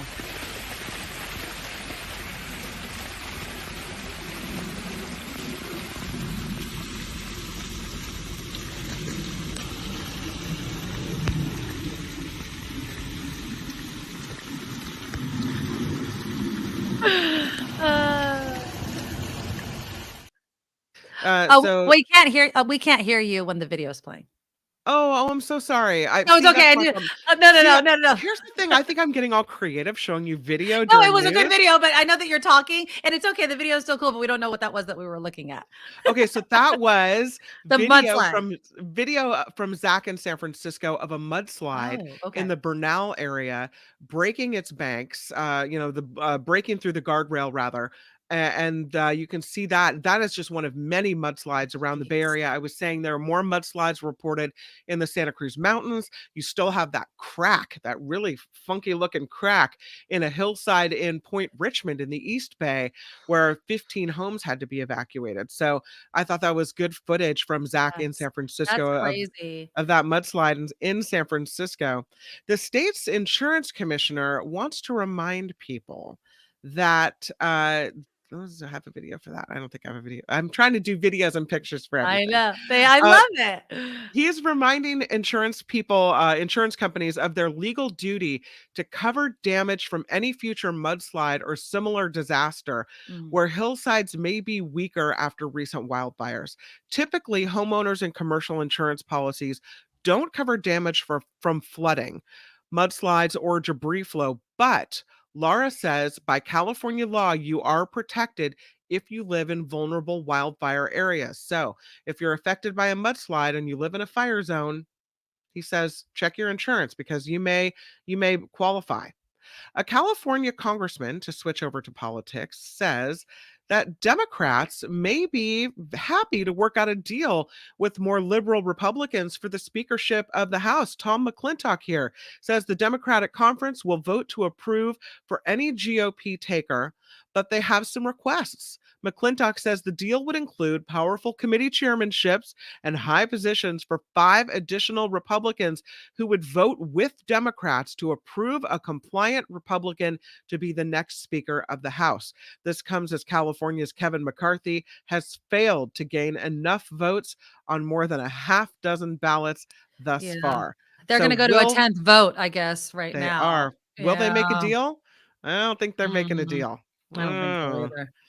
Online holiday sales up thanks to discounts. Adobe Analytics says online retailers racked up $211.7 billion in sales during the holiday shopping season. It's a 3.5% increase compared to last year. And Bed Bath & Beyond, it has investors spooked because they're warning of a possible bankruptcy. The retailer's warning that it's running out of cash caused shares to plummet by 25%, putting its stock price below $2 a share. Bed Bath & Beyond says it's having a hard time filling shelves with merchandise, and it's having a hard time attracting shoppers. Well, wasn't it the pardon me for interrupting, wasn't it one of their CEOs or their CFO? Didn't he just take his own life? Yeah, I want to believe say you're correct. Yeah, and it was the CFO. He So felt I'm so bad wondering. about having to lay people off or something. Remember that? Yeah, it happened in September, I guess. But yeah, isn't that I'm not saying that the two are necessarily related, but yeah, I'm just saying. I mean, come on, massive A lot of stress stuff like has that been at hap- work, Yeah. feeling like you failed because all these people are losing their jobs. That can't be easy on your mental health. No, exactly. And so if he was already having, and of course, every time we do a Mhm. story like this, 988 is the number Yeah, to call if yeah. you're having any sort of stress or feeling thoughts like this. But yeah, really hard time, obviously, for that gentleman and for the company as a whole. Well, it's a good thing that you mentioned 988 because let me just tell you that this is a romance novelist who reportedly killed herself 2 years ago. Yes. She's apparently alive. Yes. Oh my God. Hold on. I tried to get somebody on to talk about this today. One of the people on last night, I'm like going back and forth with one of the people that have been like doing the deep dive into this. And she's Yeah. like, I'm just following it. I'm just really like geeking out on it a bit. But yeah, I've been trying to, because this story is insane. Sorry. Go ahead. Tell the story. Susan Meachin's death was announced on her Facebook page in October of 2020, just weeks after the author posted a long message about a suicide attempt. On Tuesday, a woman claiming to be Meachin posted in a private Facebook group that, in her words, quote, "My family did what they thought was best for me, and I almost died again at my own hand." She added, "I am in a good place now, and I'm hoping to write again. Let the fun begin." The news was met with outrage from her grieving fans who thought Meachin had committed suicide and died, but apparently, no, that was all a ruse, that her family thought that was best, maybe for her mental health. Maybe attention seeking. I don't know what's happening here. I mean, Susan Meachin, alive apparently and well, and wants to write again. So apparently, at least from what I was reading from this one Twitter user who doesn't even go by her pen name, because I guess bullying in the book world is huge. Okay. And so that's what they were saying, at least from what I understand from this one person that's doing a deep dive, is that Susan Meachin was getting bullied for a lot of her books. And so maybe she did try to take her own life, or her family was like, you need to just separate. But then she was communicating supposedly as her daughter because she had died, but it was her all along. And so she never really stepped back. And now not that it's just ironic that what she allegedly said she was going through, and that's why she did this whole lie, is what's going to happen to her all over again, because people are like, you didn't kill yourself. Well, now we're going to bully you about not killing yourself. It's sad all around, but a crazy story. 988, the number for anyone who is going through a tough time. Mm-hmm. I can't, but this story, yeah, this lady. Woo, Yes. girl, you just woo. I'll tell you. Just woo, yeah. This report sponsored by tax attorney Steve Moskowitz. For more than 30 years, Steve has put his tax knowledge to work for individuals and for businesses. So regardless of the problem, Steve's got you covered. You can call him at 888-TAX-DEAL, or you can find him online at moskowitzllp.com. I'm Kim McAllister on The Nikki Medoro Show.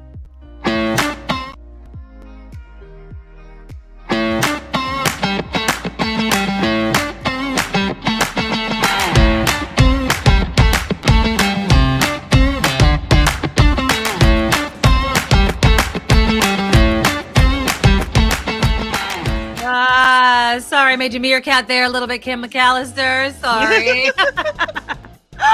All right, so coming up in about 20 minutes or so, we are going to have Krista Maloney on from the San Francisco SPCA, and we're taking over the Rescue DOG. I love doing this because it's a really sad story what's been going on. I was reading this article out of San Francisco about how many people are surrendering their pets. Because they're falling on hard times. Maybe they have to move in with family members. Raising a pet is not cheap. Where's mine? Oh, there he is. He's not even on the chair today. But I know this. I mean, dogs, cats, all kinds of pets are expensive. And so we'll highlight a couple of dogs that are up for adoption. And if you can financially support one, please consider these dogs or any other dogs near you. Click the thumbs up button, please. YouTube loves it, which means I love it. It really helps expand the show. Smash it. Caress it, poke it, whatever way you like to do it. I leave it up to morning. you. I Good leave it up to afternoon. you. Yes, exactly. Please donate to our Patreon. Become a monthly Patreon subscriber. Just go to theNikkiMedoroShow.com. It helps us put some money in our pockets for doing the show because this is our job after leaving Station X. And I love each and every one of you who continues to support us every single month. So if you want to join the Cool Club, please do that as well. Thank you, David Morales. We will stay safe on this very stormy, windy day.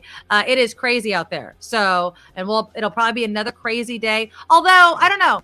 I was looking at some of the totals, Kim, and we didn't get raining. Yeah. We didn't get as much rain here in the South Bay. I don't know if you guys, if the rain totals were what they were predicting for the Petaluma area. They were not as high. And I was listening to one interview with a meteorologist, and they're saying rain totals are one of the hardest things to predict before the storm. Yeah. But when you're looking at like Guerneville and the Russian River and all those sorts of things, they knew that was coming. And we're definitely going to be keeping a very, very close eye on all of that. So another stormy day, another storm heading our way. And so please stay dry. What? Oh, you know that I was telling you about that little boy. Yeah, that, the 2-year-old. The 2-year-old that died when the redwood tree crashed into the family's double wide trailer in Occidental. I have a picture. They have the Press Democrat just posted a picture of him. So I need to show you guys this little please boy. do. They're How calling. tragic I'm is so this? Sorry. I should probably save it for news, but I don't know if we're going to get to another newscast No. at this point. Oh, baby. Sweetheart. Yeah. I mean, that's what a him. way. I mean, that's just, and you can't, it's just a freak accident, but. This is Aeon Ticini. Aeon Ticini was 2.5 years old. He was killed by a fallen tree last night during the height of the storm. They had been living in this double wide mobile home for 1.5 years outside Occidental. And it's right under what you would just think is a beautiful area with redwood trees all along Joy Road. Aww. And one of them just came down. The mom said she heard a splitting crack and saw the tree come down. Her husband was inside. Her son, Aeon, who she calls the light of our life, was inside. Yeah. Oh, just a that sad is just situation. so heartbreaking. I mean, 2 years old. And again, I mean, I don't know what the process is. Maybe somebody in the chat knows. Obviously because of the drought, a lot of these trees are just weak, right? And so all it takes is a lot of rain, a high wind, and it just blows these trees down. I mean, has anybody tried to get trees around their home taken down because you see it coming? I mean, it can't be an easy process, I can imagine, or cheap, right? I mean, and if you live in a mobile home park, I don't even know how much control you would even have over getting a tree that you see hanging over your trailer removed. So it can't be easy. Apparently a second large redwood also later fell after this first one fell and hit their house as well. So that happened as first responders were out there finishing their work. Another big redwood came down as well. They used to call Aeon, they called him Goldie because of his hair. And they also said because he had a heart of gold. Oh, baby. That is we lost a little boy here in the North Bay. That's really sad. That's really sad. Well, our heart goes out to the family. I mean, there's no amount of comfort that will be able to obviously make you feel any better, but it is tragic. And again, it's a reminder that this is a very serious storm. It is, calm. Floyd was writing in. Yeah, it's calm in San Jose right now. I see a lot of clouds. I have my eye on the tree, and the tree isn't blowing too hard. So, but San Jose did pretty well in this storm. It wasn't seeing what we were seeing like in the North Bay and the San Francisco area. So I found myself last night, though, even before I saw the story, just knowing that we were going to have down trees, thinking about what trees are around my house. There's some palm trees in the backyard. If they fell, they wouldn't hurt anyone. There's another tree that's in our living room. If it fell, it would be in the living room, which is kind of like a playroom, but there's no one in there at night. So we stayed out of the living room Right. That's it. But I wonder if were you thinking what's around my house? What could hurt us? Well, so I have a eucalyptus tree in my backyard, but it's pretty far from our house. But if it fell perfectly, yeah, it would likely hit my bedroom or my son's bedroom. So there's no escaping that. But it's not. I don't. And again, because I'm not a tree expert, is there a way to test the roots of trees before to see how weak they are? I think sometimes it's obvious and sometimes it's not. Right, So exactly. But if when it's not, yeah, when you have trees that, are the soil is wet and the roots kind of come expose up, themselves. Yeah. yeah, then I don't know. I guess all you can do is really have a tree expert come out in dry times and assess everything and think, and even then, I don't know if it's a foolproof. Yeah.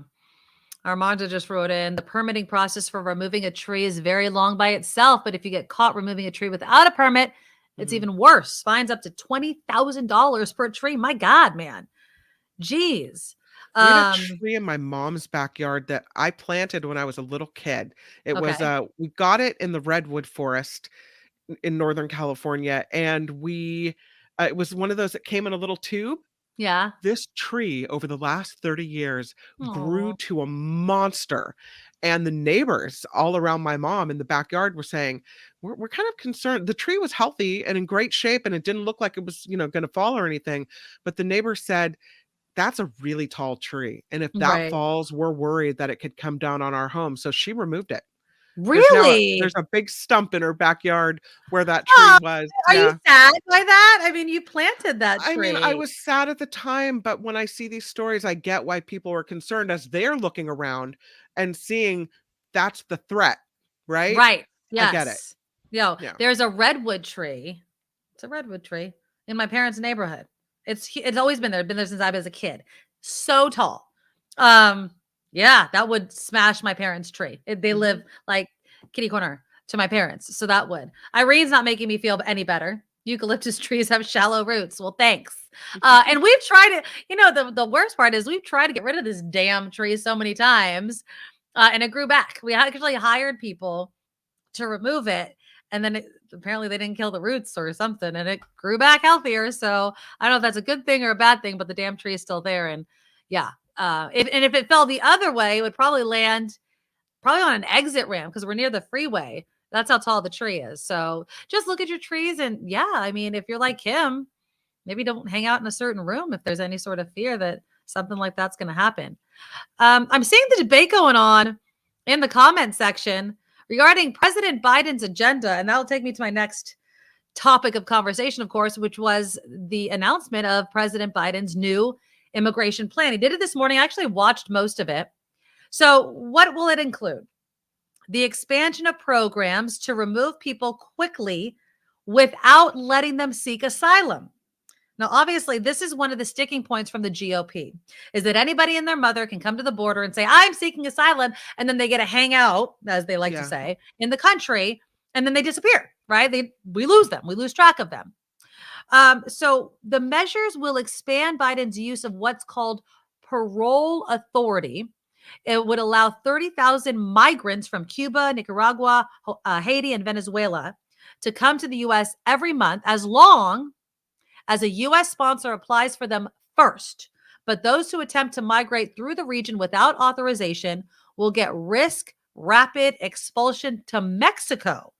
And Mexico has agreed, apparently, to take back 30,000 border crossers from those nations, Cuba, Nicaragua, Haiti, and Venezuela, each month. Now, that's huge. I mean, that's an understanding that's never happened before, that at least Mexico has never agreed to before.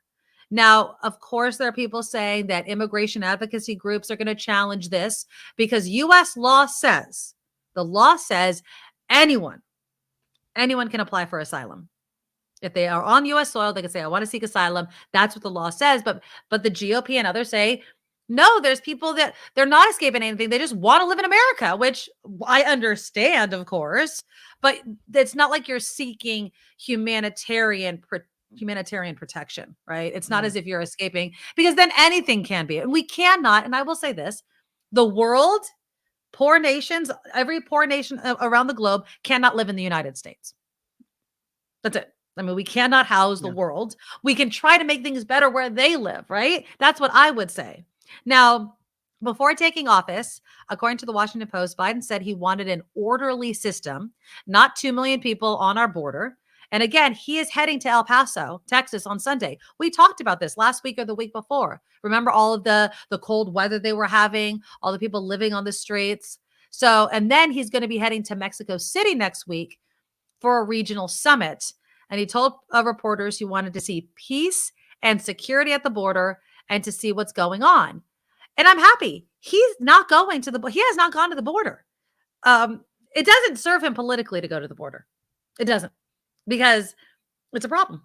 It is a problem. Now, whether or not it's a crisis of our own making because of our laws, the militarization of the border, instead of how it used to be where people could come and go, those sorts of things, not just under Biden, but obviously past presidents making these kinds of rules. And then just the whole political aspect of migrants, right? Ignoring the benefits that they give this country and only looking at the negatives.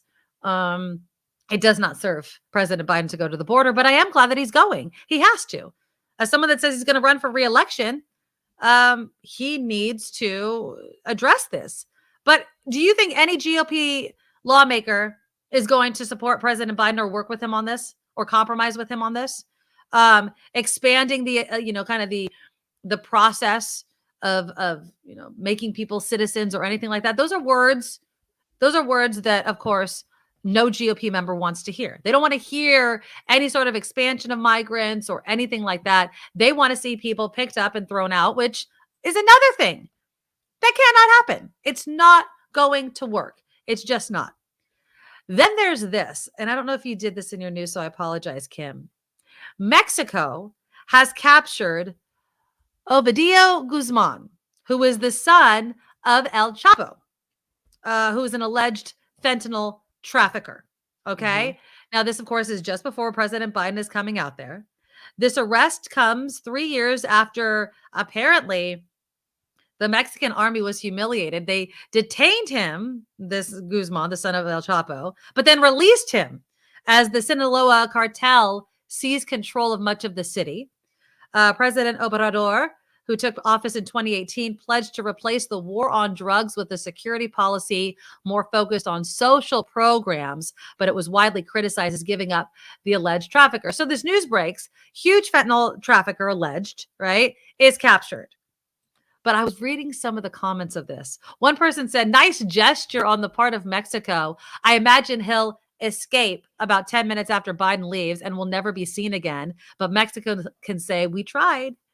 And then another person said, it's a nice headline, but is this actually going to matter on the ground? We haven't even stopped his cartel, much less put more than a small temporary dent in the drug market. The U.S. needs to stop outsourcing our drug problem to Central America and start addressing the desire for drugs, which I think, kind of to put a fine point on it, that's the problem. I mean, the reason why people are overdosing on fentanyl is because they're doing other drugs. That's it, right? It is, if you didn't do drugs. Now, I know people will talk about, oh, it's falling into the wrong hands. Someone, accidentally ingested it, those sorts of things. I understand that aspect. But, largely we're talking about people doing things like cocaine or ecstasy or some other type of drug, Percocet, all these sorts of pills. And the fentanyl has been placed in there because they cut it with it. And then they can make more of whatever product they're selling it as. So we have a drug problem here we need to address. We need to stop looking south of the border and just blaming them. Right. We are a huge market for drug use. And so until we get a handle on that, and I'm not saying another war on drugs and busting people, but until we get a handle on that, we're going to continue to see this type of problem. Yeah, it can't be one side of the border working on it and not the other. Yeah, exactly. Exactly. Okay, so we're going to switch gears. Coming up in just a few moments, Krista Maloney with the San Francisco SPCA will join us. A couple of very cute pooches, Hayden and Messy are up for adoption. And so I have some pictures of them. So she will be on with us. And if you want to have another animal in your home or introduce an animal into your home, please stay tuned for this, because shelters, as I've been mentioning, they're overflowing with people that can't afford their dogs. They can't keep their dog for whatever reason. Maybe they're moving in with family. Maybe there's allergies or something like that. And so we need to get these animals adopted. And whether it's a dog, which we're going to highlight, or a cat or some other animal that's in a shelter, if you have room and you have the financial ability to raise an animal, please consider these dogs. But before we get to that, we have to welcome back our exclusive founding sponsor, Steve Moskowitz. And Steve, I love having you on the show, especially as we start barreling towards April 15th, because I know if anyone's like me, they're thinking, geez, I got to get my act together. There's things I have to get in order before I see the tax guy. And it's my pleasure to help. And, that's part of it is guiding people. And, depending on the situation, some people need more guidance than others. For example, if you have a business, there's so many things you need to know. And, that's why the Fortune 500 pays so much less in taxes than mom and pop on the corner, because they have an army of people like me. Whereas with a small business, they're just busy working. And it's the shoemaker doesn't have any shoes. And here it is now, the beginning of the traditional tax season. And, a lot of people say to me, Steve, we know you do the fancy stuff and help people that are in trouble, but you do regular old tax returns. And absolutely, that's what I built the practice on when I first started so many years ago. And as you know, I was a CPA before I was a tax attorney. And yes, we do lots and lots of regular tax returns, but we don't do them in the regular way, because we look and see, rather than just, well, what did they do last year? Is there anything that we can do to save the person taxes? And if they're in business, most of the time the answer is yes. There's so much available to small business people. The Congress is very generous there. And whatever your situation is, we're happy to do your tax return, because your tax return tells us a lot about you. And then we can move on and say, well, you know what? You may also want to consider some estate planning. You may also want to consider doing this or that. And there's just so many different things that can come up and come through this. For example, suppose somebody says, Steve, you're always talking about businesses, and you know what? They're retired, or they're an investor, or they're a landlord, they're not in business. Well, wait a minute. We can go ahead and turn that investment that you have into a business, and now take all those advantages that we were talking about, like the pensions, where, remember, there's 4 benefits to that, or the 199A, which is you only pay tax on 80% of your profit instead of 100, and cost segregation, where we accelerate the depreciation, and real estate professional, where we can offset paper losses through depreciation that we didn't write a check for into other income. There's so much. So the bottom line is, you have a tax return, call us. Let's see what we can do for you. And he can help you out with so many different things: accounting, HR, taxes. Give him a call now, today. Tomorrow is tomorrow, but today he can help you. He can help you tomorrow too.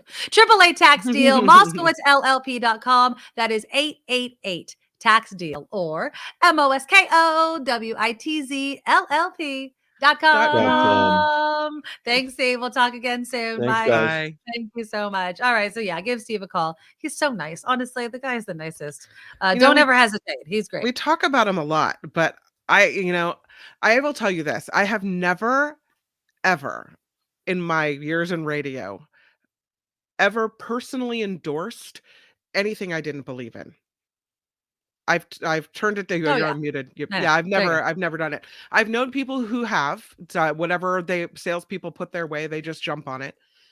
But I believe in Steve Moskowitz, and I think by talking about him, that we're actually doing you a favor, because when you run into trouble, you're going to know his name. You're going to know exactly who to call. So I believe in it. And I feel like, I'm very grateful that he's our sponsor, but I'm also very grateful that he's here to help people. Exactly. And that's the point, is that we need to have someone on our side. That is the most important thing, is that we have somebody on our side and that they're going to work for us. They're going to help us out. And so again, AAA tax deal, Moskowitz LLP.com. He'll help you out. They'll get it. He's going to get everything done for you. So he is going to give you the right information also. Hold on. I'm just doing two things at once. But yeah, AAA tax deal, MoskowitzLLP.com. Okay, so we're just going to skip news for right now. Kim McAllister, Okay. is that okay? Because I have what? one video to show you, but Okay, real quick. we can do it later. Okay, we'll do it right after, because we have a very important person waiting in the wings, waiting in our virtual green room. And that, of course, is Krista Maloney with the San Francisco SPCA, who we always appreciate coming on with us. Krista, Happy New Year. Thank you for coming on the Nikki Medoro Show again. Happy New Year. Thanks for having us again. Well, I'm really happy to do it. I don't know if you heard a little bit before I brought you on. I'm sure you're seeing this as well at the San Francisco SPCA, that the shelters are seeing a lot of dogs being surrendered, a lot of animals being surrendered, and they're overwhelmed. And sadly, some of these places have to put animals down. Can you just touch on that a little bit? I mean, is this happen every year? Are we seeing this more right now? Do you know? Yeah, so we're absolutely seeing this more right now. And there are a few things that are happening. A lot of spay-neuter surgeries were delayed during the pandemic because veterinary hospitals were closed. So we're now seeing this influx of homeless animals at shelters. And it's not just in the Bay Area, it's actually across the entire country. We've really kind of stepped back in time, unfortunately.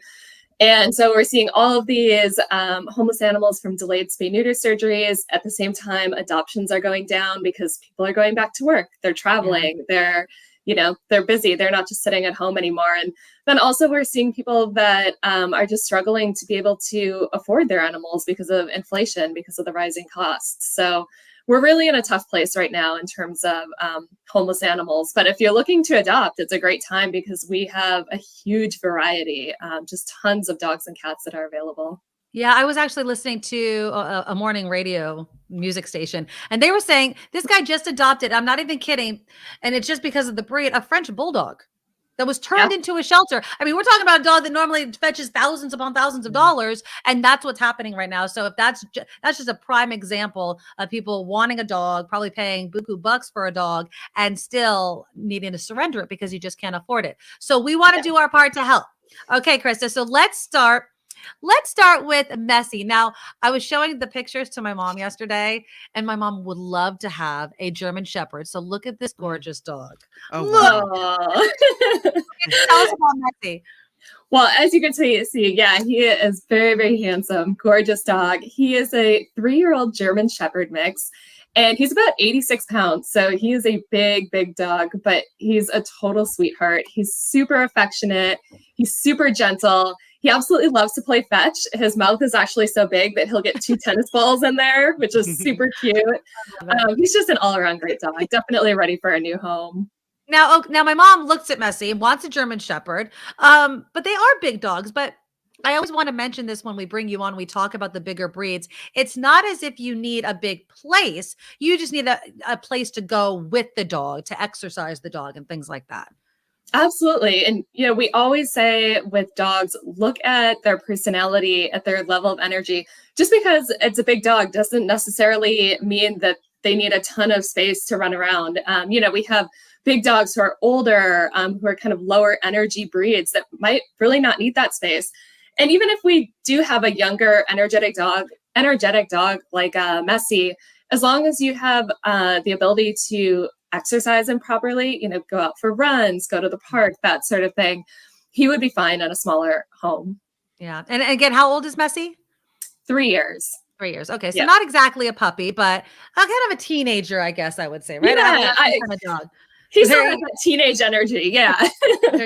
Now we have a puppy for those that want to start at the beginning, which keep it in mind if you want a puppy. Tell us about Hayden. And now again, tiny dog puppy but look at this face. Oh my God, that is the cutest little face. He is adorable.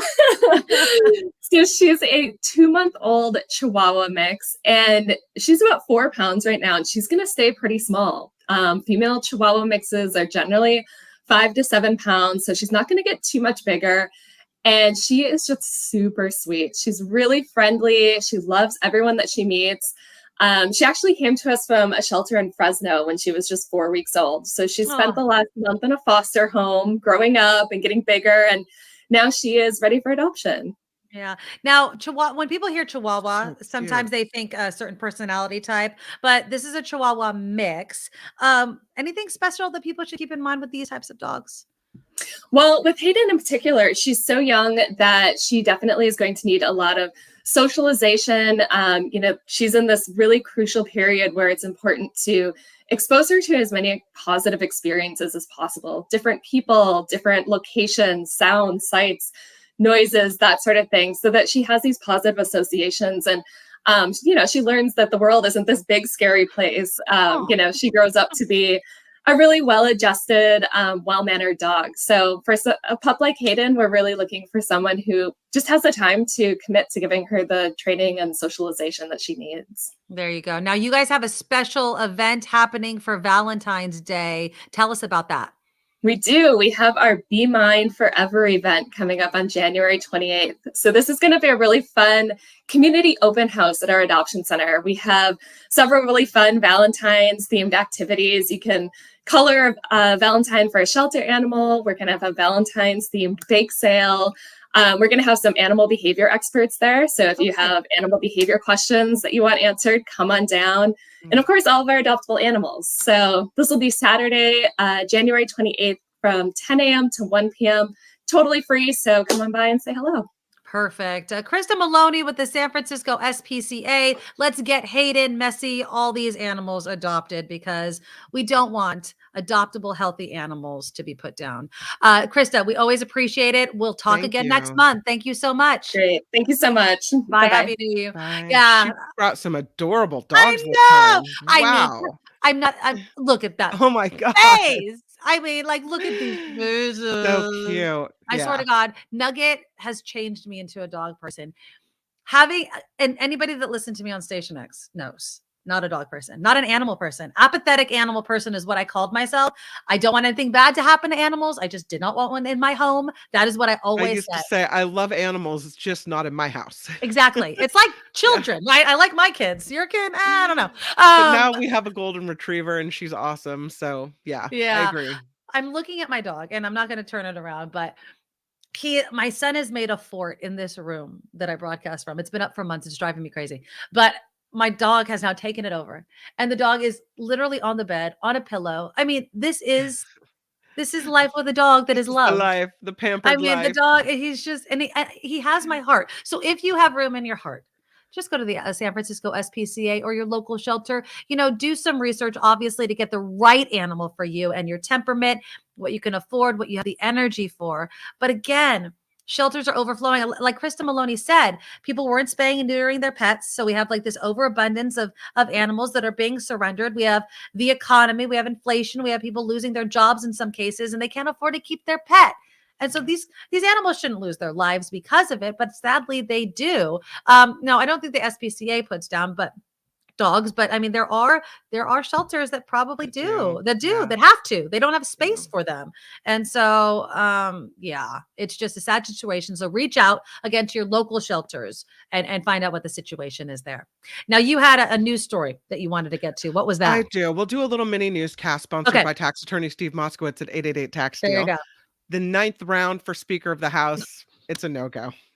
Kevin, you're like Charlie Brown with the football. It's not going to happen, man. It's not going to happen. Kevin McCarthy got even fewer votes this time. He's at a flat 200. Okay. The split came for Representative Donalds from yesterday. Remember him? Yeah, I have a he picture got of him. 17 votes, but now Representative Hearn has 3 votes. Hearn. I don't know Hearn. He is a Republican. I don't know where he's from. H-E-R-N? H-E-R-N. According to GOP Representative Don Bacon of Nebraska, who is a Kevin McCarthy supporter, he says this process could go on for a long time. He says we're going to be doing this for a long time. All right. Hold on. Let me just show you a picture. This is Hearn. Again, I don't know anything about Hearn. Let's see. There he is. Let's see. There he is right there. Can I make him? Nope, I couldn't make him bigger. Yeah, so that's him. I don't know. I mean, okay, there's Kevin Where's Hearn. he from? What state is he from? Kevin Hearn is from Oklahoma. Okay. He's So you got 3 votes in the ninth round. We'll see if anybody else throws their support behind Mr. Hearn. I mean, I might as well throw my name into the hat. Jeez Louise. You have a shot, and you could actually win, right? Because you don't have to be a member of the House. Oh, Boebert nominated him, apparently. That's according to him. There you go. That's what you want to hear. Lord. So we have been talking this morning about power outages and flooding, storm damage, fallen trees around the Bay Area. We saw that damage at the Valero Station in South San Francisco. At the coast, we saw the damage where the Capitola Wharf snapped, and you showed the photo of the cement ship. Well, let's take another look at the pictures of the storm surge. This is, and I won't be able to talk over the video because apparently I can't do that. This is the storm surge in Capitola. Check this out.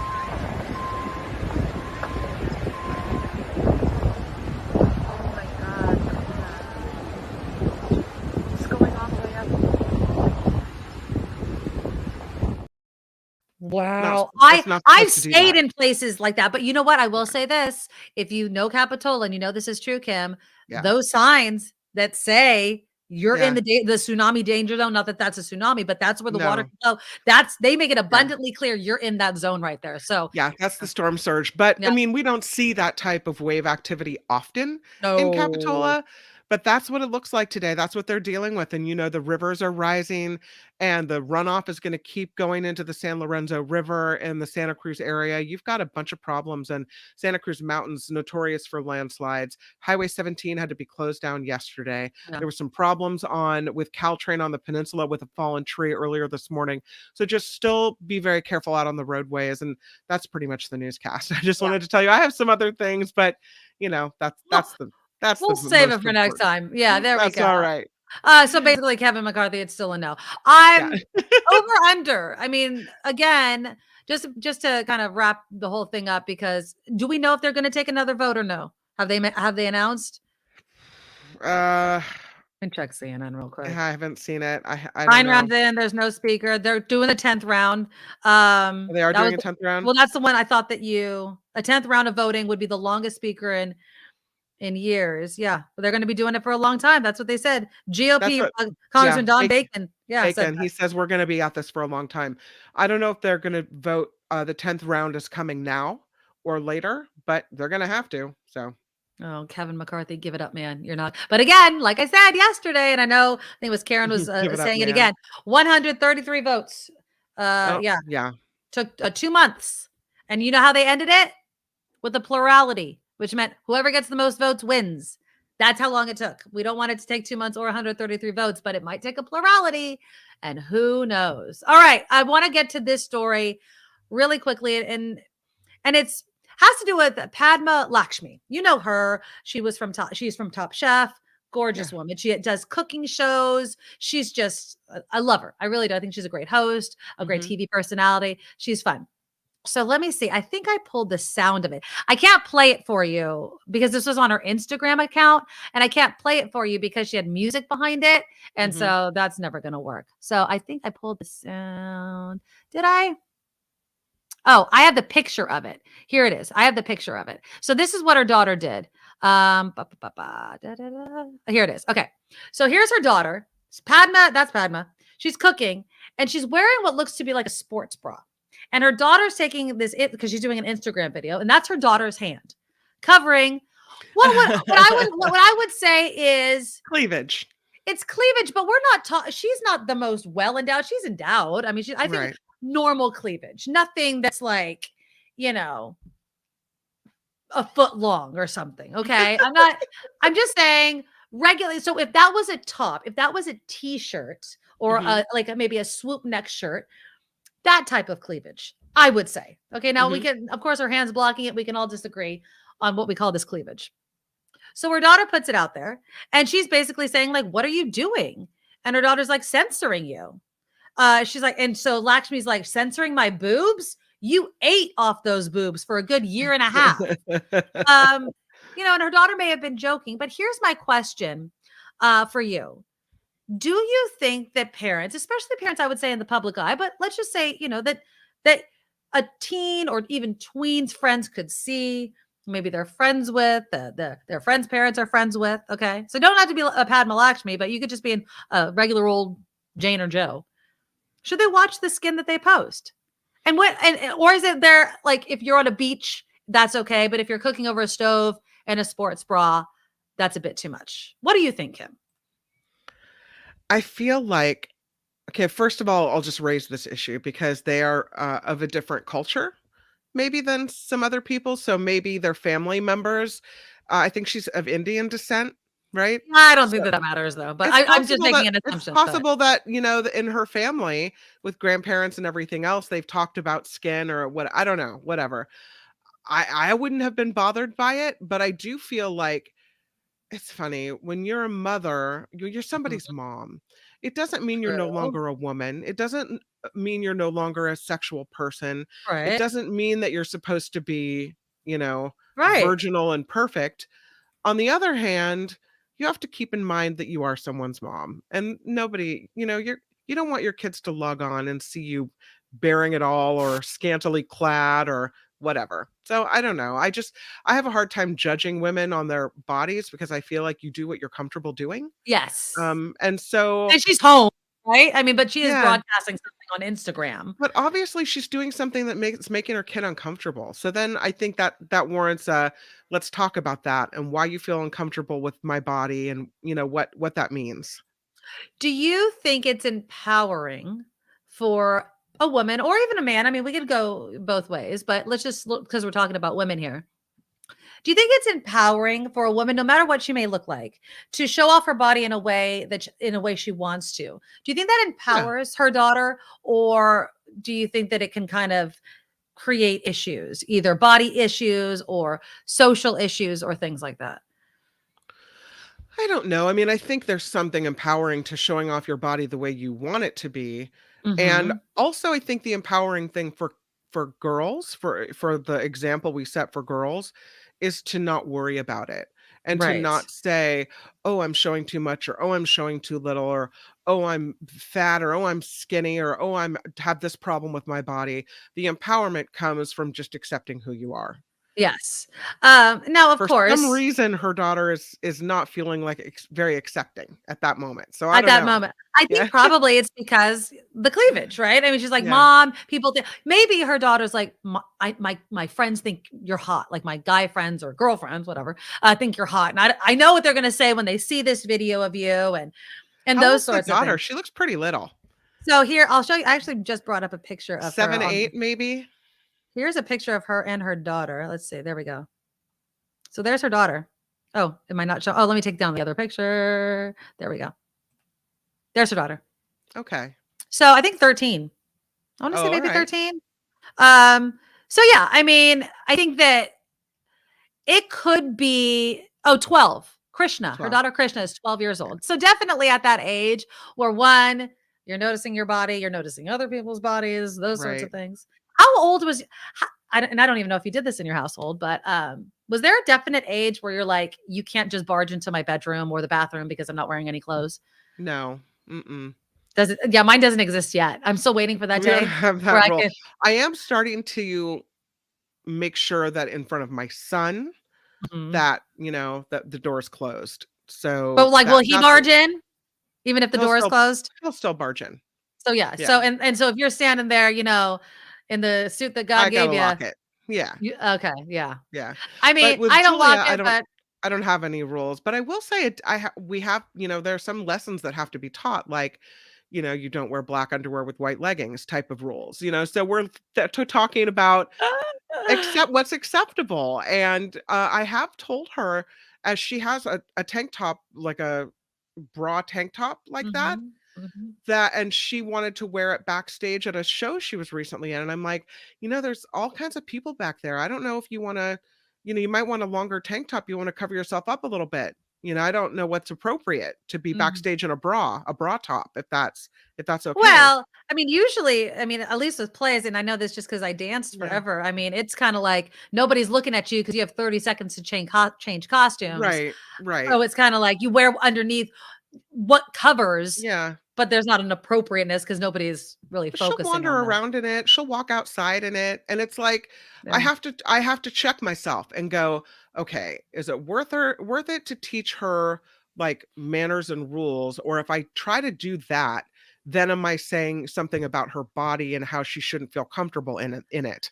Yeah. So I have to really kind of weigh my comments. Yeah. I mean, it's and we've ad nauseum gone over how I feel about, my daughter wearing clothes and how I was raised. I was raised in a household in which it was like, I could wear whatever I wanted to wear. And whether that was baggy clothes, crop tops. I mean, obviously I couldn't go naked outside or anything like that, but I also was a dancer. And so a lot of these costumes were kind of the same type of dress. And so to kind of go with the backstage sort of thing. Now with my daughter, I don't mind if she shows a little bit of stomach.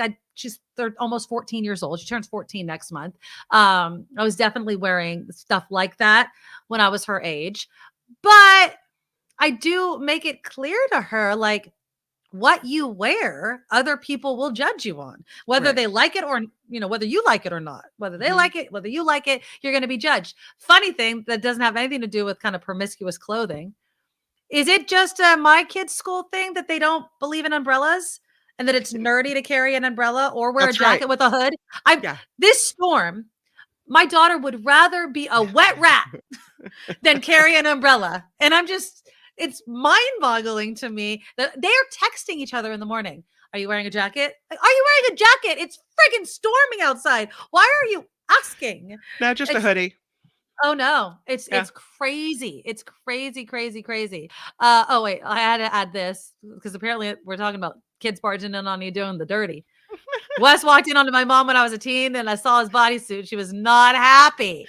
I wouldn't be either, my friend. That's something that's just like ingrained in your mind. But yeah, thank God. I love John. Thank God I never walked in on my parents having sex. Murphy writes in, my kids are teens and I do say totally naked here. Once they're notified, they can still come in if they really need to, but usually choose to wait. They're like, oh, okay, mom, got it. I mean, so we definitely like showers, actually using the bathroom. Yes. For me and for my kids, unless they desperately need something. And then it doesn't seem to matter whether I'm going to the bathroom or anything. It's mom, I need you. And yeah. So Padma Lakshmi, I don't know if I'm pronouncing that right. I don't think she did anything wrong with filming it. Again, she's comfortable in her body. She's really not showing off you see probably less when she does modeling of bathing suits. You know what I mean? It's a pretty tame sports bra. But if my kid had a problem with it, I'd probably think twice before posting something on social media about something like that. I just would, because if it embarrasses my kids, it's creating an issue for my child. And that's the last thing that I would want to do. Okay, so please, before we end the show, can you click that thumbs up button? It really helps us out. We love it. YouTube loves it. It really actually grows the show. They have this AI that pays attention basically to all of the people that are doing that sorts of thing, clicking the thumbs up. If you miss it, and if you're watching this on recording, you can definitely click the thumbs up there. I lost my music. Oh, well, we'll use this music. So please click the thumbs up. Please visit my merchandise shop, the Nikki Medoro Shop.com. There is the website. And you can check out the merchandise. People who are part of our Patreon group get early dibs at all of the new merchandise that is coming. Hoodies, either a beanie. I'm trying to get a hat, although I'm having a difficult time with the embroidery people. And they can't do a screen apparently on hats. So it might be a beanie. The show to be over. It just feels like it happened so fast. I know, right? Well, we'll be back tomorrow. More to tell you. Save it for tomorrow because tomorrow's our Friday show. Hopefully I'll get Tim Sika on. Who else do I have? I have somebody else for tomorrow and I'm totally forgetting right now. Tomorrow I'll tell you about Mayor Lyndon Breed's beef with the National Weather Service. We'll talk. Ooh, okay, good. Because it's going to be another stormy day today here in the South Bay. And I don't know if it's in your neck of the woods, Kim, if your rain is supposed to stop this evening. I keep checking my phone's weather and they are saying 4 o'clock. 4 o'clock, it's supposed to end raining in my neck of the woods. So double check and see if you have that. And I know we're supposed to get another round though of rain on Saturday. It's supposed to be the next storm coming in. All right, great. Want to say thank you to Wes, a $2 super sticker. Thank you, thank you, thank you. We had Sarah and Chris Keith with a $5 super sticker. I love you guys. Thank you guys. Love you, Buck, and all your contributions to the chat room. $5 super sticker. And then, of course, Lori with that $20 super sticker. Yeah, the super chat is always live. So even if you watch this after the live broadcast, you can continue to donate there, donate to our Patreon, donate to our PayPal, and then join us tomorrow. It's a Friday. It's going to be a very, very fun day. I love Fridays. We'll have some fun stuff to talk about. Friday food is coming up tomorrow. Any ideas, Kim McAllister, of what I should shovel in my gullet? What do people eat in the new year? Black-eyed peas, but I'm not a black-eyed pea fan. Maybe we should try it. I'm gonna have to make it. Maybe I'll have it delivered. It has to be delivered then. Have it delivered. I don't know. At this point, I'm not really into trying something I've tried before, but maybe I'll put it on the list. If anybody has anything that I should eat tomorrow for Friday food, let us know. That giant Italian place in San Jose that I'm jealous that you have one and we don't. Original Joe's? The 3-story Italian center. Oh, Italy. Yeah. Italy. Have something delivered from Italy. Well, they have pizza. I don't know if they deliver from. Yeah, I'll look on DoorDash. I'll see if they do. Yeah, John made a big pot of black-eyed peas. He has it in the fridge still. Good on you, man. Sauerkraut. I love sauerkraut. Maybe I'll get like a Reuben sandwich, but I can't eat that on air. I have to have something I can take bites of throughout the day. If I have a Reuben sandwich, my mouth is watering. Take a big something. Yeah, no. I mean, I could. But then you just be doing a lot more talking while I do the swallowing. That's a drop for us. There you go. Right now, Mark Thompson's pulling that one. Yeah. Like gold. All right, we'll talk again tomorrow. Bye. Nikki, you're all so awesome. Miss Brown, like a beautiful blossom. You're all so the best. I really can't rest. You're all so awesome. Wow. Okay.